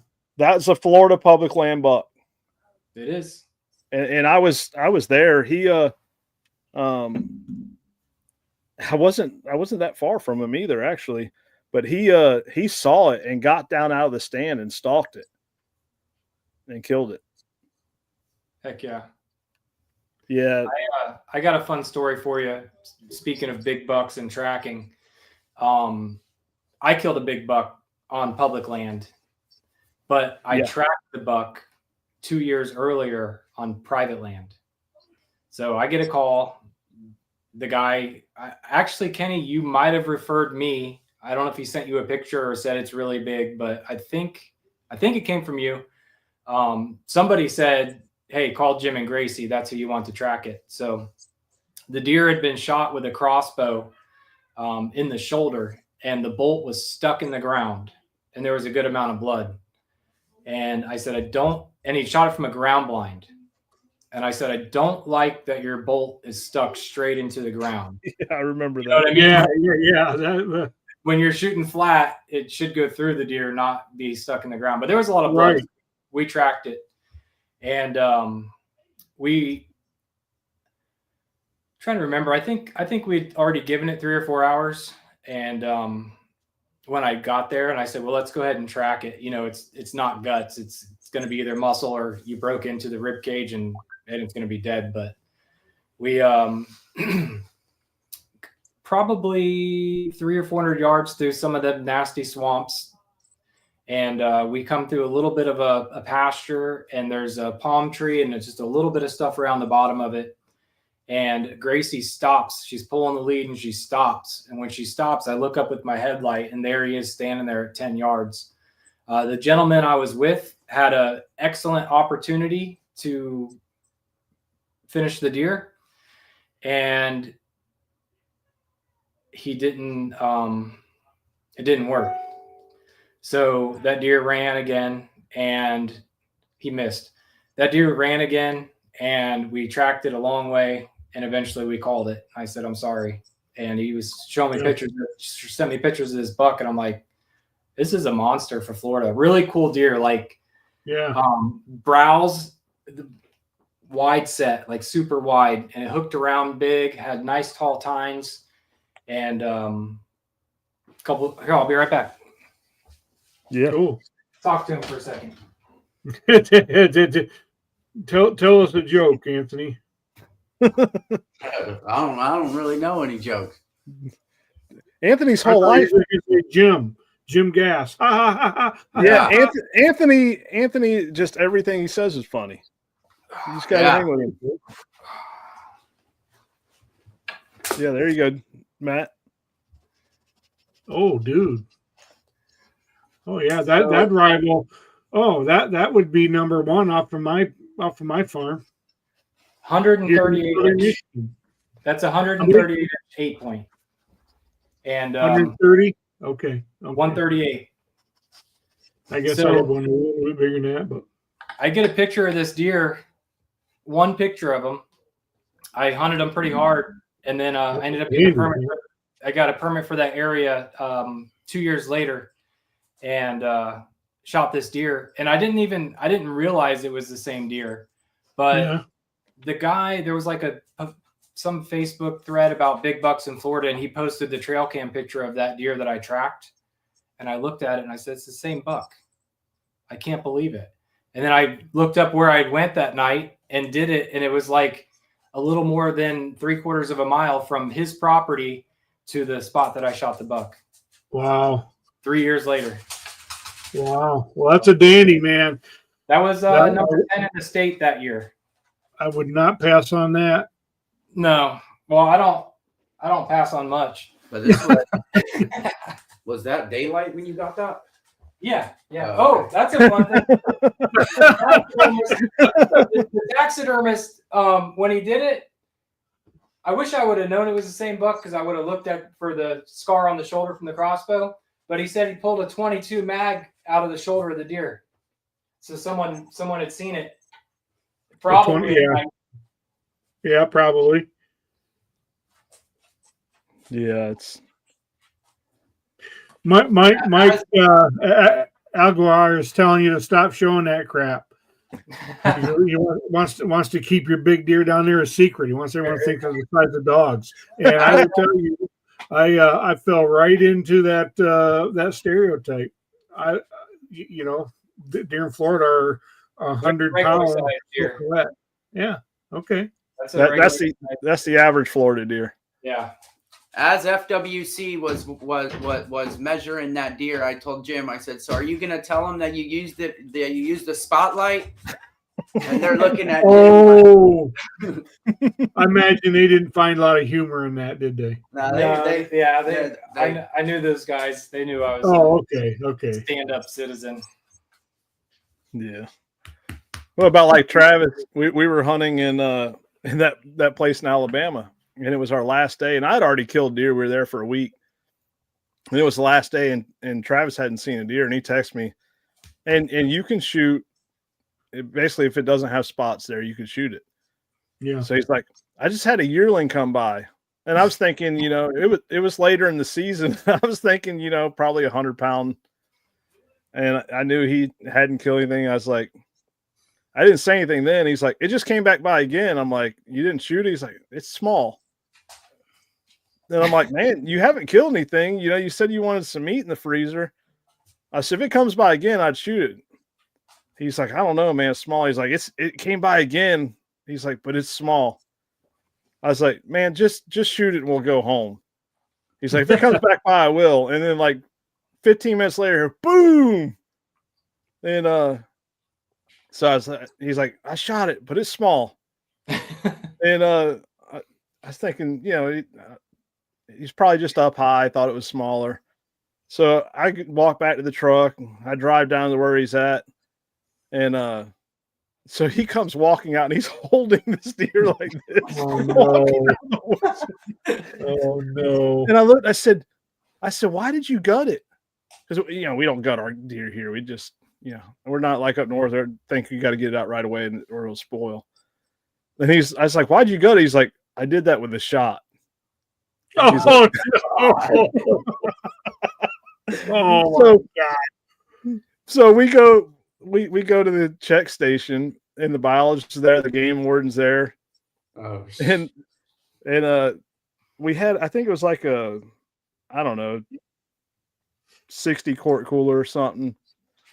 And he put the whole deer, legs and all, in this cooler. And so we get there, the game warden comes walking up and tries like, yeah, I finally got one. He opens up, he picks up, the game warden says, I thought you boys were deer hunting, not rabbit hunting. Oh, that was bad. Word, that's terrible. But Yeah. that's another one that I always have to track for is Travis. Yeah. You see the kind of friends I keep. Oh yeah. I'm beginning to. Busy. Yeah. Oh, there's that Eastern European woman again. Yeah. She looks thrilled. There's two things in the chat. One is Mike Patton talking about, he called me for I think I remember that. Yeah. I called him for one to track one, and we ended up taking Gracie to find it because he was out of town. And then when you guys asked for a joke, John Schmidt, he's a good friend of ours. He's what is it, paraplegic? Yeah. He paralyzed from the waist down.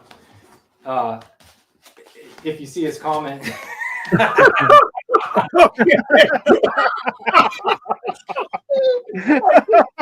not supposed to laugh at that. So this is how it worked. We were gator hunting. It was super slow. Everybody's just sitting there watching the bait, and our buddy Jim and our buddies on the boat. And I tell him, I'm like, hey, John asked me earlier, lend him $20 till he gets on his feet. And so that's where that's where it started.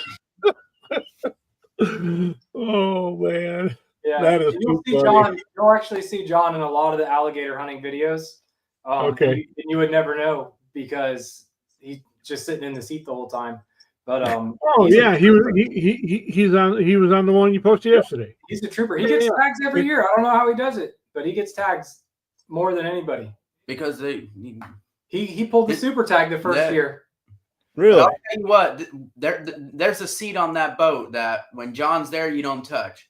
He gets on that boat and that seat swivels all around all morning. Yeah. And he's fighting a gator right there with the pull down like this with just only upper body. Just fighting that thing. Yeah. Oh, that's funny. Let me hold 200 until They said tell you a joke while I was over there getting that deer. You wanna hit some comments? Yeah, let's. I was just gonna say that. Let me scroll up. Do you see it? There's a lot of funny stuff going on here. Let's scroll. Let's see. If you see one, Kenny, let me know. We'll snag it. Hunter Gleason said Jim's the one that's in retirement, not Gracie. That's fair. She would do whatever. She's still a young whippersnapper, plenty of energy. She still gets to track some deer. We just aren't doing it for the public. For the public. Yeah. She needs to go and do some running. Yeah. Look at this freaking. Yeah. Yeah. I'll be back 1 second. Yeah, go ahead, Anthony. Can you grab me another one of these, Anthony? Yeah. If Putnam's out there, don't let Gracie get them. Chris Wilson thinks everybody should spend a weekend tracking in that mess. Yeah. Chris, I have to disagree. It and I tell you, the area I'm in is just unreal. Yeah. Yeah, it's a nightmare. It really is. And Ethan's response was much like mine.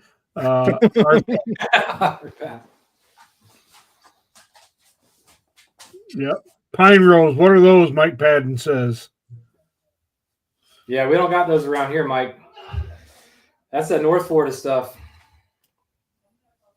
Yeah. Down here we have swamp or not swamp. I don't know which one's worse. Yeah, but we do have some pines that are just not planted in a row. We have pine rows that are swamp. Yeah. They're planted in the swamp. Yep. Flooded pine rows. Joe. Yeah, baby. Blackmouth cur for the win. I think that popped in after my comment that they're probably my top 3 for next dog consideration. Yeah, and then the BMC and Catahoula banter starts. I mean, I've had some really, really good black mouse. Go ahead.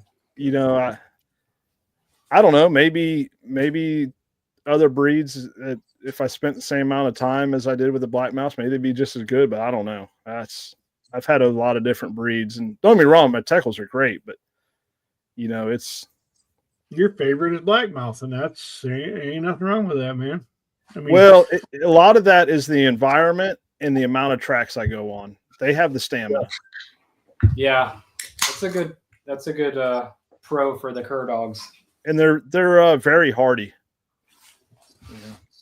Yeah. Yep.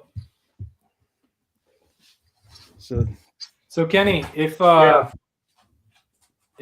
you could only have one for the rest of your tracking career, would it be a bloodhound or a drone?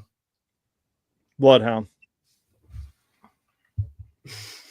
And Matt, if you could only have one, would it be a mean old cur dog or a drone? A mean old cur dog. Yeah.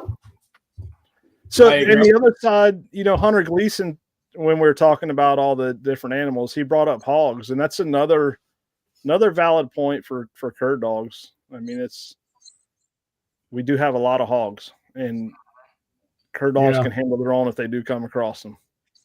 Yeah, and I do think, you know, aside, you know, from the banter, you know, a serious moment, I do think it matters. We've talked about it many times in other streams that, you know, regionally matters, environment matters, you know, all of that stuff. So yeah, if I was in Florida, I would not likely have a bloodhound.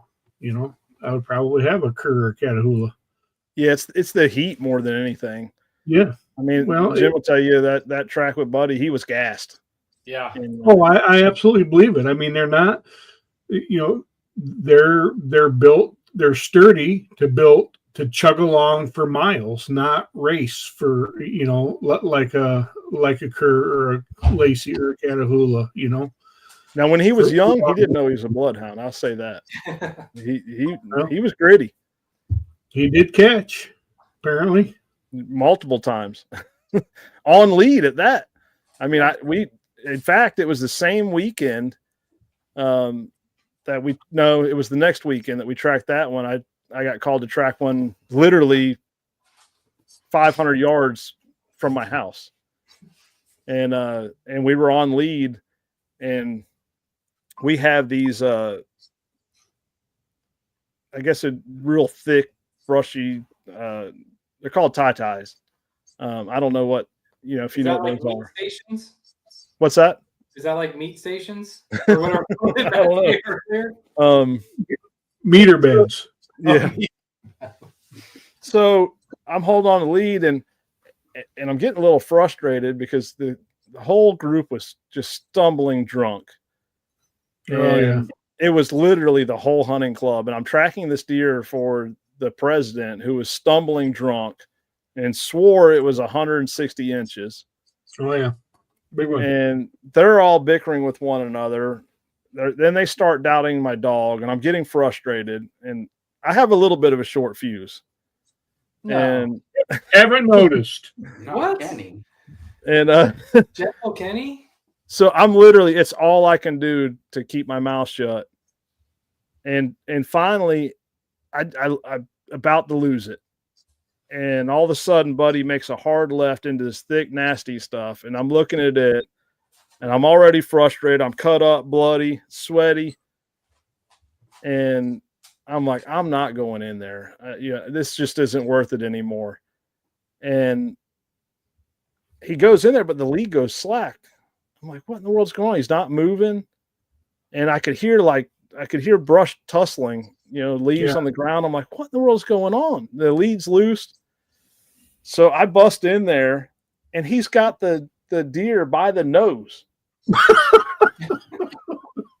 and the deer's trying to get away, and he's just locked down. And it was a spike that tall. Oh, 160-inch buck was a spike that tall. Oh, yeah. Then it really got ugly because evidently this hunting club president fines his members $800 for any deer that is not an 8-point outside the ears, and he has fined every single one of his members. So then he wants to, he starts cussing at me saying that's not my deer. Well, then his whole club is ganging up on him, saying, look, this dog doesn't lie. Well, meanwhile, they were trashing my dog the whole way. I'm like, all right, I'm out of here. Yeah. That's It's funny how deer change when you're tracking them. Yeah. I think that's something every tracker probably, and shot placement magically changes too. Oh yeah. Well, that's understood. But sometimes they get bigger than what they thought, but most of the time, that's not my deer. I recovered a buck that was a doe. Yep. that's not the deer or something, bro. It's your deer, man. My dog tracked through it. It's got the same gut matter right there on the deer that was out in the cornfield. Yep. Luckily it was late season, so it was legal. He had a buck tag, so thank goodness for that. But he was pleasantly surprised. But no, bro, that's your deer, man. Funny how that works. Tom Travis is an 11-point in Mississippi. Yeah. Yeah. Travis Bozeman, Jim says, my blackmouth cur registered name is Never Meets a Stranger. Or no, that was you, Kenny, that said that about Zeta. No, that's his. That's his. That's Travis's dog. Yeah, that's what I say. Travis made that comment. Yeah. That's his registered name. Yeah. So Travis is another one. He called me. I think it was when I had shoulder surgery. In fact, I think the same weekend I went with them. But he called me. I think it was 3 days after I had shoulder surgery, and another dog that went out there and tracked that deer 24 hours before, and that tracker called me. It was my buddy Dustin. He's like, I don't know what, I know the deer's dead out there, and Mac's just acting weird, and so I told Travis, I said, I'll come out and you just work the dog, and Zena found it pretty quick, and now he's got a Ladner cur. The Ladner curs have blown up in our state. Yep. Likely because of Sam and Zena. But I'll tell you, there was a tracker, and a lot of people may not even remember him. He was in over around Stark, Florida. He had a Ladner cur named Chief. That was the first one I'd ever seen that he tracked with, and he ended up getting killed in a car accident just a couple of blocks from his house. But I'd been following that dog online. I said, I got to get one, and I'll always have one now. Dixie's not as good as her mom and dad. Oh, dude, I don't know if you could say that. Dixie's good, man. We took her. That was one of the tracks when you stayed back at the truck. I think it was after a surgery or too many briars or 2 left boots. I don't know. Whatever it was that day. Remember the one at the fennel plot? Yeah, she worked good. Yeah, it was after my surgery. Yeah.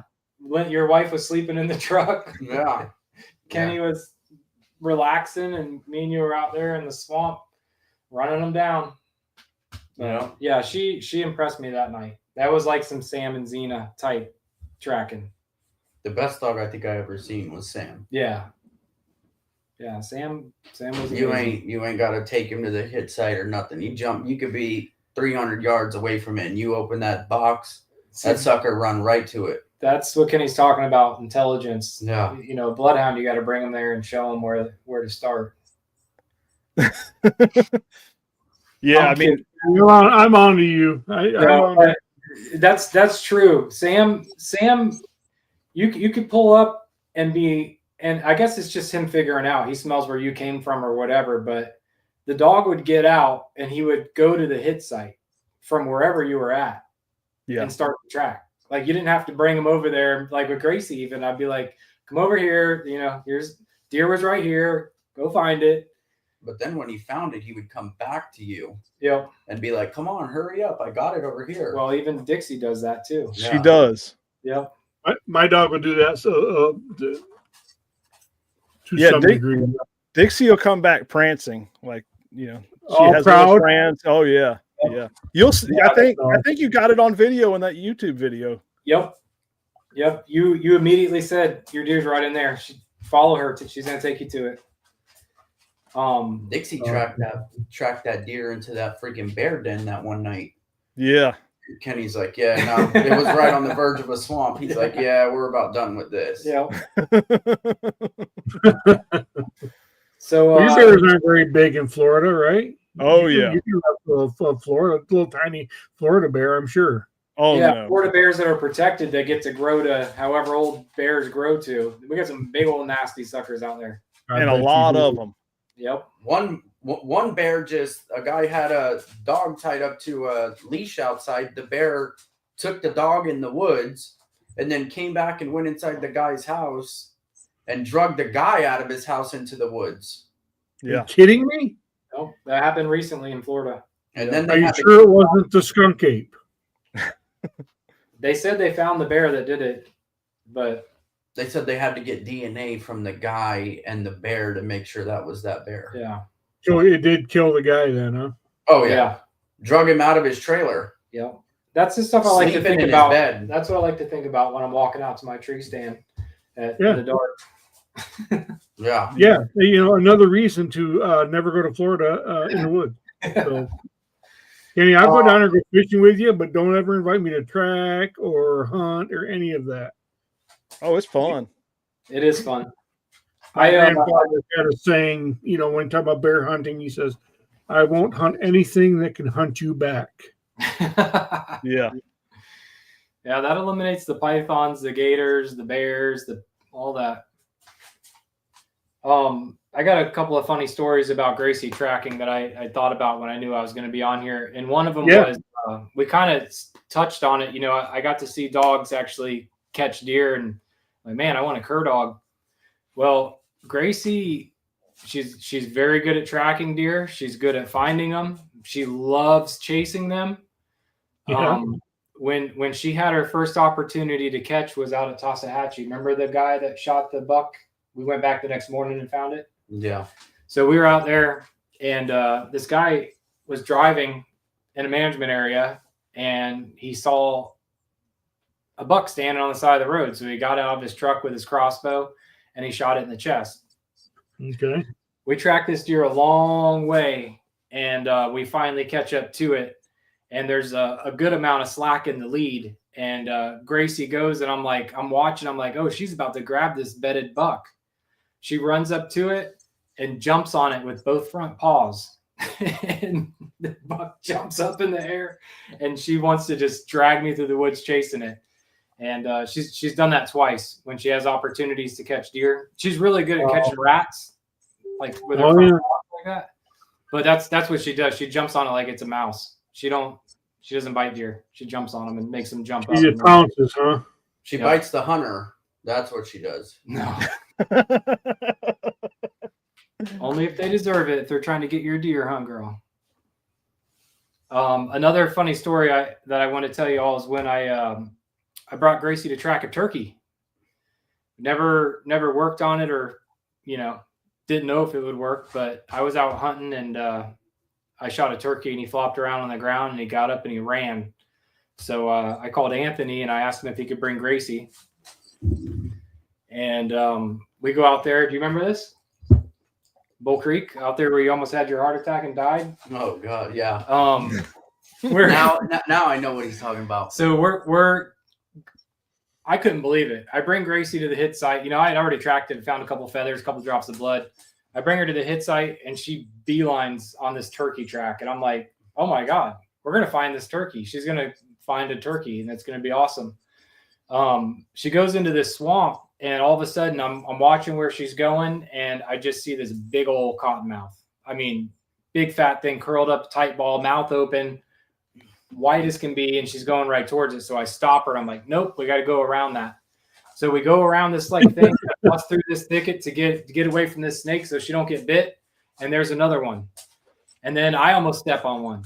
And then Anthony's catching up to us and I'm like, dude, there's a snake there, there's a snake there, there's a snake there. And I swear to you, one comes slithering out behind us. It was like Indiana Jones, like Tim. Yeah. We were surrounded by water moccasins. And so we called the track and we had to I think I shot one with the turkey gun and then I had you just shooting them on the way out, but it was wild. It was like literally one of those things where it's like you got one by your leg, there's one in front of the dog, there's one over there, and then one comes slithering out to block our exit. I thought we were going to get attacked. What? Very unpleasant. Yeah. So add that to your list. Y'all got? Oh yeah, no, yeah, no. My list is plenty long, but they don't have snakes, they don't have gators, they don't have monkeys, they don't have iguanas. I mean, it's boring. Skunks in northern Michigan, a porcupine or two. We got skunks, no porcupines. Yeah, no porcupines. We got nutria. You know what a nutria is? A what? Nutria. No, okay. Tell me, you giggle ass. Rat that big. Yeah. Oh yeah. People eat them.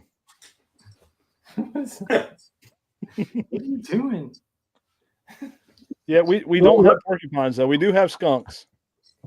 Yeah. No, you get on. I don't have porcupines in southern Michigan where I'm at either. No, but they hunt those. They hunt those rats, right? Yeah. Yeah. When we were in Louisiana one time, it was during the Nutria Rodeo. Yeah. And it was wild. They had piles of them, like looked like fill dirt out of a dump truck pile, like when they're lining them up to build a house, but they're a pile of rats. With no tail. Yeah, no tail, because there's a bounty for the tails in Louisiana.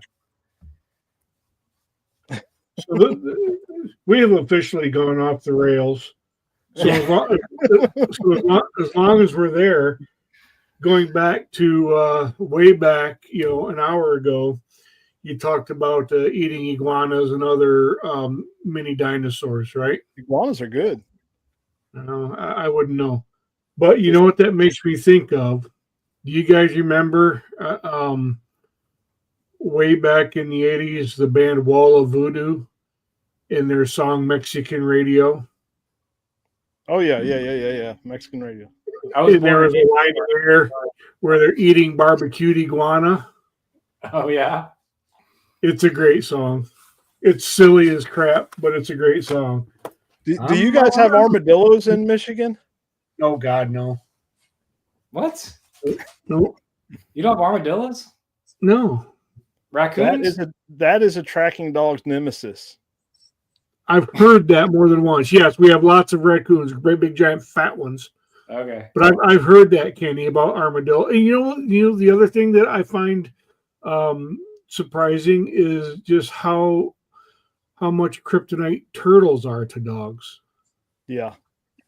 Or can be anyway. We got one or two turtles here. Yeah. We got some turtles. Bunny rabbits. That's the only thing Gracie would ever get off a deer track for is a bunny rabbit. When one jumps right over her, she wants it so bad. She wants it so bad. Got to get her back on track and correct her on that. But yeah, I think you need to send her to Kenny's for a couple days. Worried about Kenny. Yeah, that's who would be worried. We got a Lacey dog here right now that is just I don't know if you saw the video I posted, but it's it makes Gracie look like a saint. Oh yeah, yeah. I commented on that. I think that dog likes you like Gracie does. Yeah. I saw that comment. You mentioned that. I saw that. But you know, Matt, track, like Jim said earlier, tracking here, it's brutal, and I get it, man. It can be a slow process. I mean, that's why. It would suck. I don't know if I would continue to track if we had to go on every track on lead especially in some of the areas that we track in. It's too dangerous. Yeah. But we spend a lot of time together, both hunters, trackers, and so the tracking and hunting community here is pretty tight. Well, the hunting that's involved with the trackers, that part of the community, and the trackers are pretty tight. Well, it's certainly a different animal down there, and there's an idea for a stream, Kenny. Bring on trackers from different regions and talk about the different styles. I'm gonna have to develop that thought. And no, we don't need any Florida people, because we know that you're tracking in the devil's anus. So no, I'm just kidding, but no, that's interesting. So, well, Jim, as we're at the 2-hour mark, tell us about what's the future of your YouTube channel? What's up next? What's your long-term plan? Your intermediate plan? Do you have a plan? And knows an okay answer to that?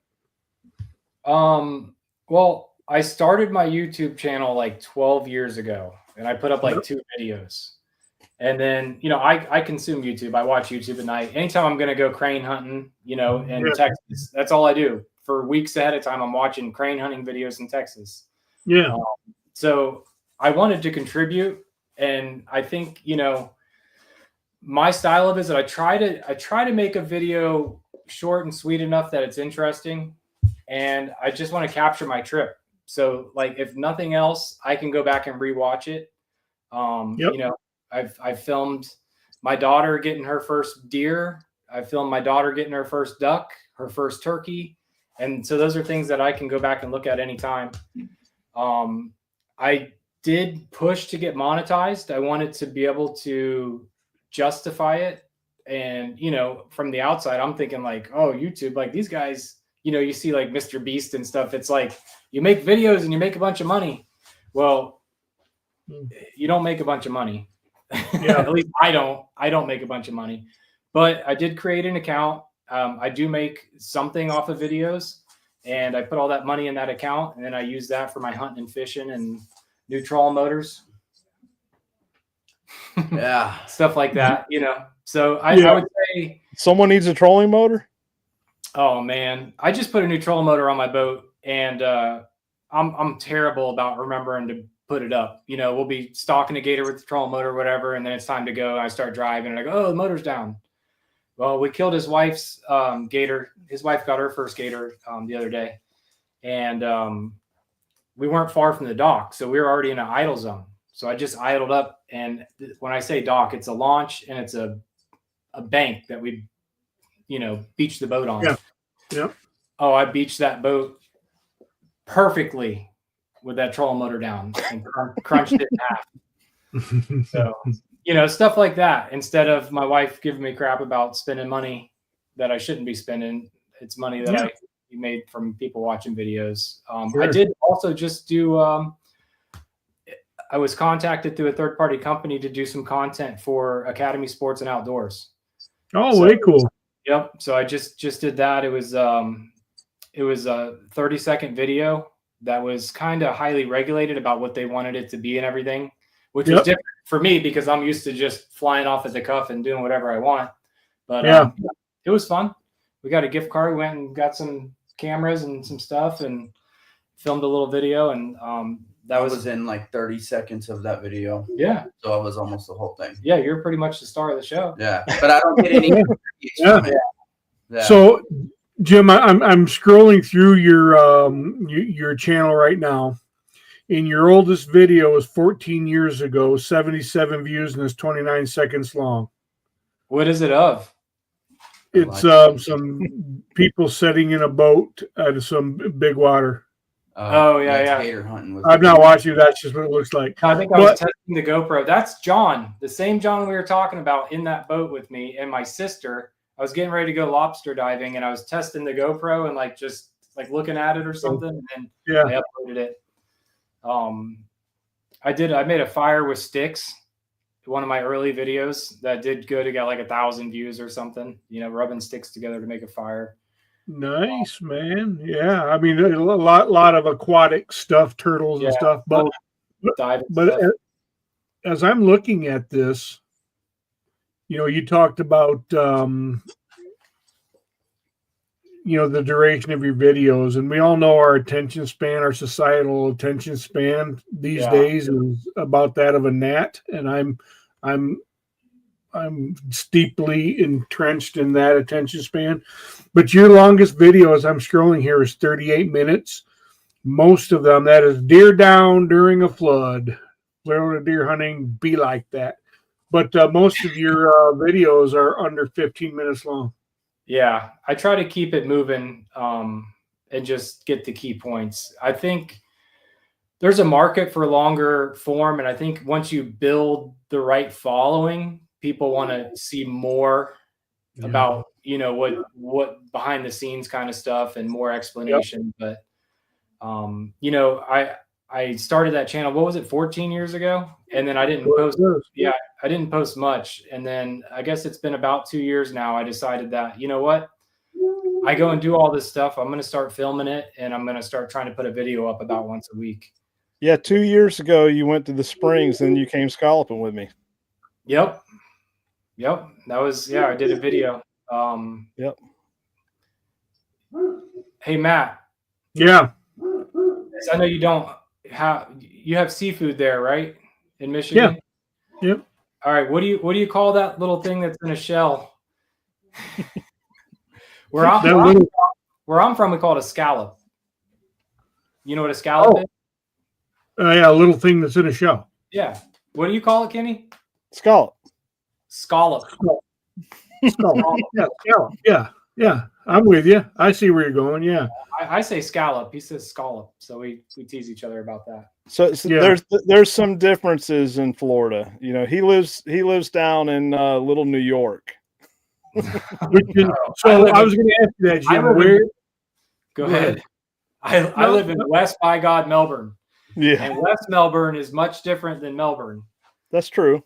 Yeah. And where is that over though? North and south, Melbourne. I think we have fire trucks in Melbourne, Florida. I'm right halfway down the state on the East Coast, East Central, right where they shoot the shuttles up, the rockets. Oh yeah. Outside when I'm standing out there. Yep. Regular thing. But I live on the west side of town. There's a little town called West Melbourne outside of Melbourne. And the metropolis of West Melbourne. Yeah, we have bigger lots and chickens and airboats and stuff like that. Sure. So nice. Well, cool, guys. It truly has been a lot of fun. I mean, for some reason we lost the live on American Blood Trackers, but it's still going on mine.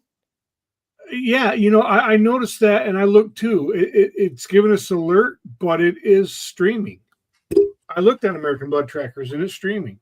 Probably the algorithm detected felony harvest of robins, and that's entirely possible. Yeah, I noticed that, Kenny. It's still live on my dog training. I don't know. Well, I think it's still live on. No, it's not. No, it's anyways. Not. They can catch it on Spotify tomorrow or whenever we get it up. Well, what I'll do, Kenny, is I'll upload the YouTube link directly to the Facebook page too. And it might still be live on YouTube. I don't know. Oh, I'm sure if you connected it there, it is. It's still live on YouTube. So yeah, that's weird. Okay. Well, bummer. No wonder the comments stopped. So at 8:55, it's 9:15, so 20 minutes ago. Guys, well, look, man, this has been a lot of fun. Like I started to say, it was fun to just chat and BS about different things and not have a, Yeah, we covered a lot. Yeah. your storytelling. I mean, your YouTube channel is pretty cool. It's pretty neat stuff. I encourage everybody to check it out. The link is in the comments. Scroll through. It's there. And then, yeah, man, a lot of fun stuff. Well, let's stay in touch. You get something, a really cool story or something, Jim, or you guys want to talk about it, let us know, and we'll have you back on. And we're gonna have a cool story. Anthony's coming hunting. You're gonna be out of town. We'll have John on in Kenny's space. Yeah. Okay. You got to come down here sometime, Matt, and go gator hunting. Man, you mean gator fishing? You can't hunt them. You got to fish them. Yeah. And then stab them in the head with a 44 mag cartridge. That's right. I was getting anxiety watching that new guy do that. He's trying to get the gator positioned right, and I'm like, he's gonna screw up. Oh yeah. He about hit it in the wrong spot, and that happens very often. Yeah, that would paranoid me. So this is what I tell you. As creeped out as I would be, I would try that. All right. I would try that gator fishing. I've got tags. Come on. There you go. Man. All right. No, Kenny got when is the season? Because I'm not coming down there in tracking season. You're already making me go to Iowa, which I want to do. By the way, I'm busting your chops. Might just have to come down this week. Well. All right, guys, let's wrap it up. So, Jim and Anthony, thanks for coming on. It was a lot of fun. Like I said, let us know if you get a cool story or something you want to share. We'll absolutely bring you on, and they'll have to be for a whole 2 hours, maybe your segment. So keep us posted. But as we log off here, just hang with us for a minute, man. We'll debrief. But appreciate you coming on, guys. A lot of fun, and I love your Eastern European blackmouth cur and fun stories, and more of the good, less the bad, guys. We'll talk to you soon. Thank you. Thanks, Matt. Thanks for having us. You bet, guys.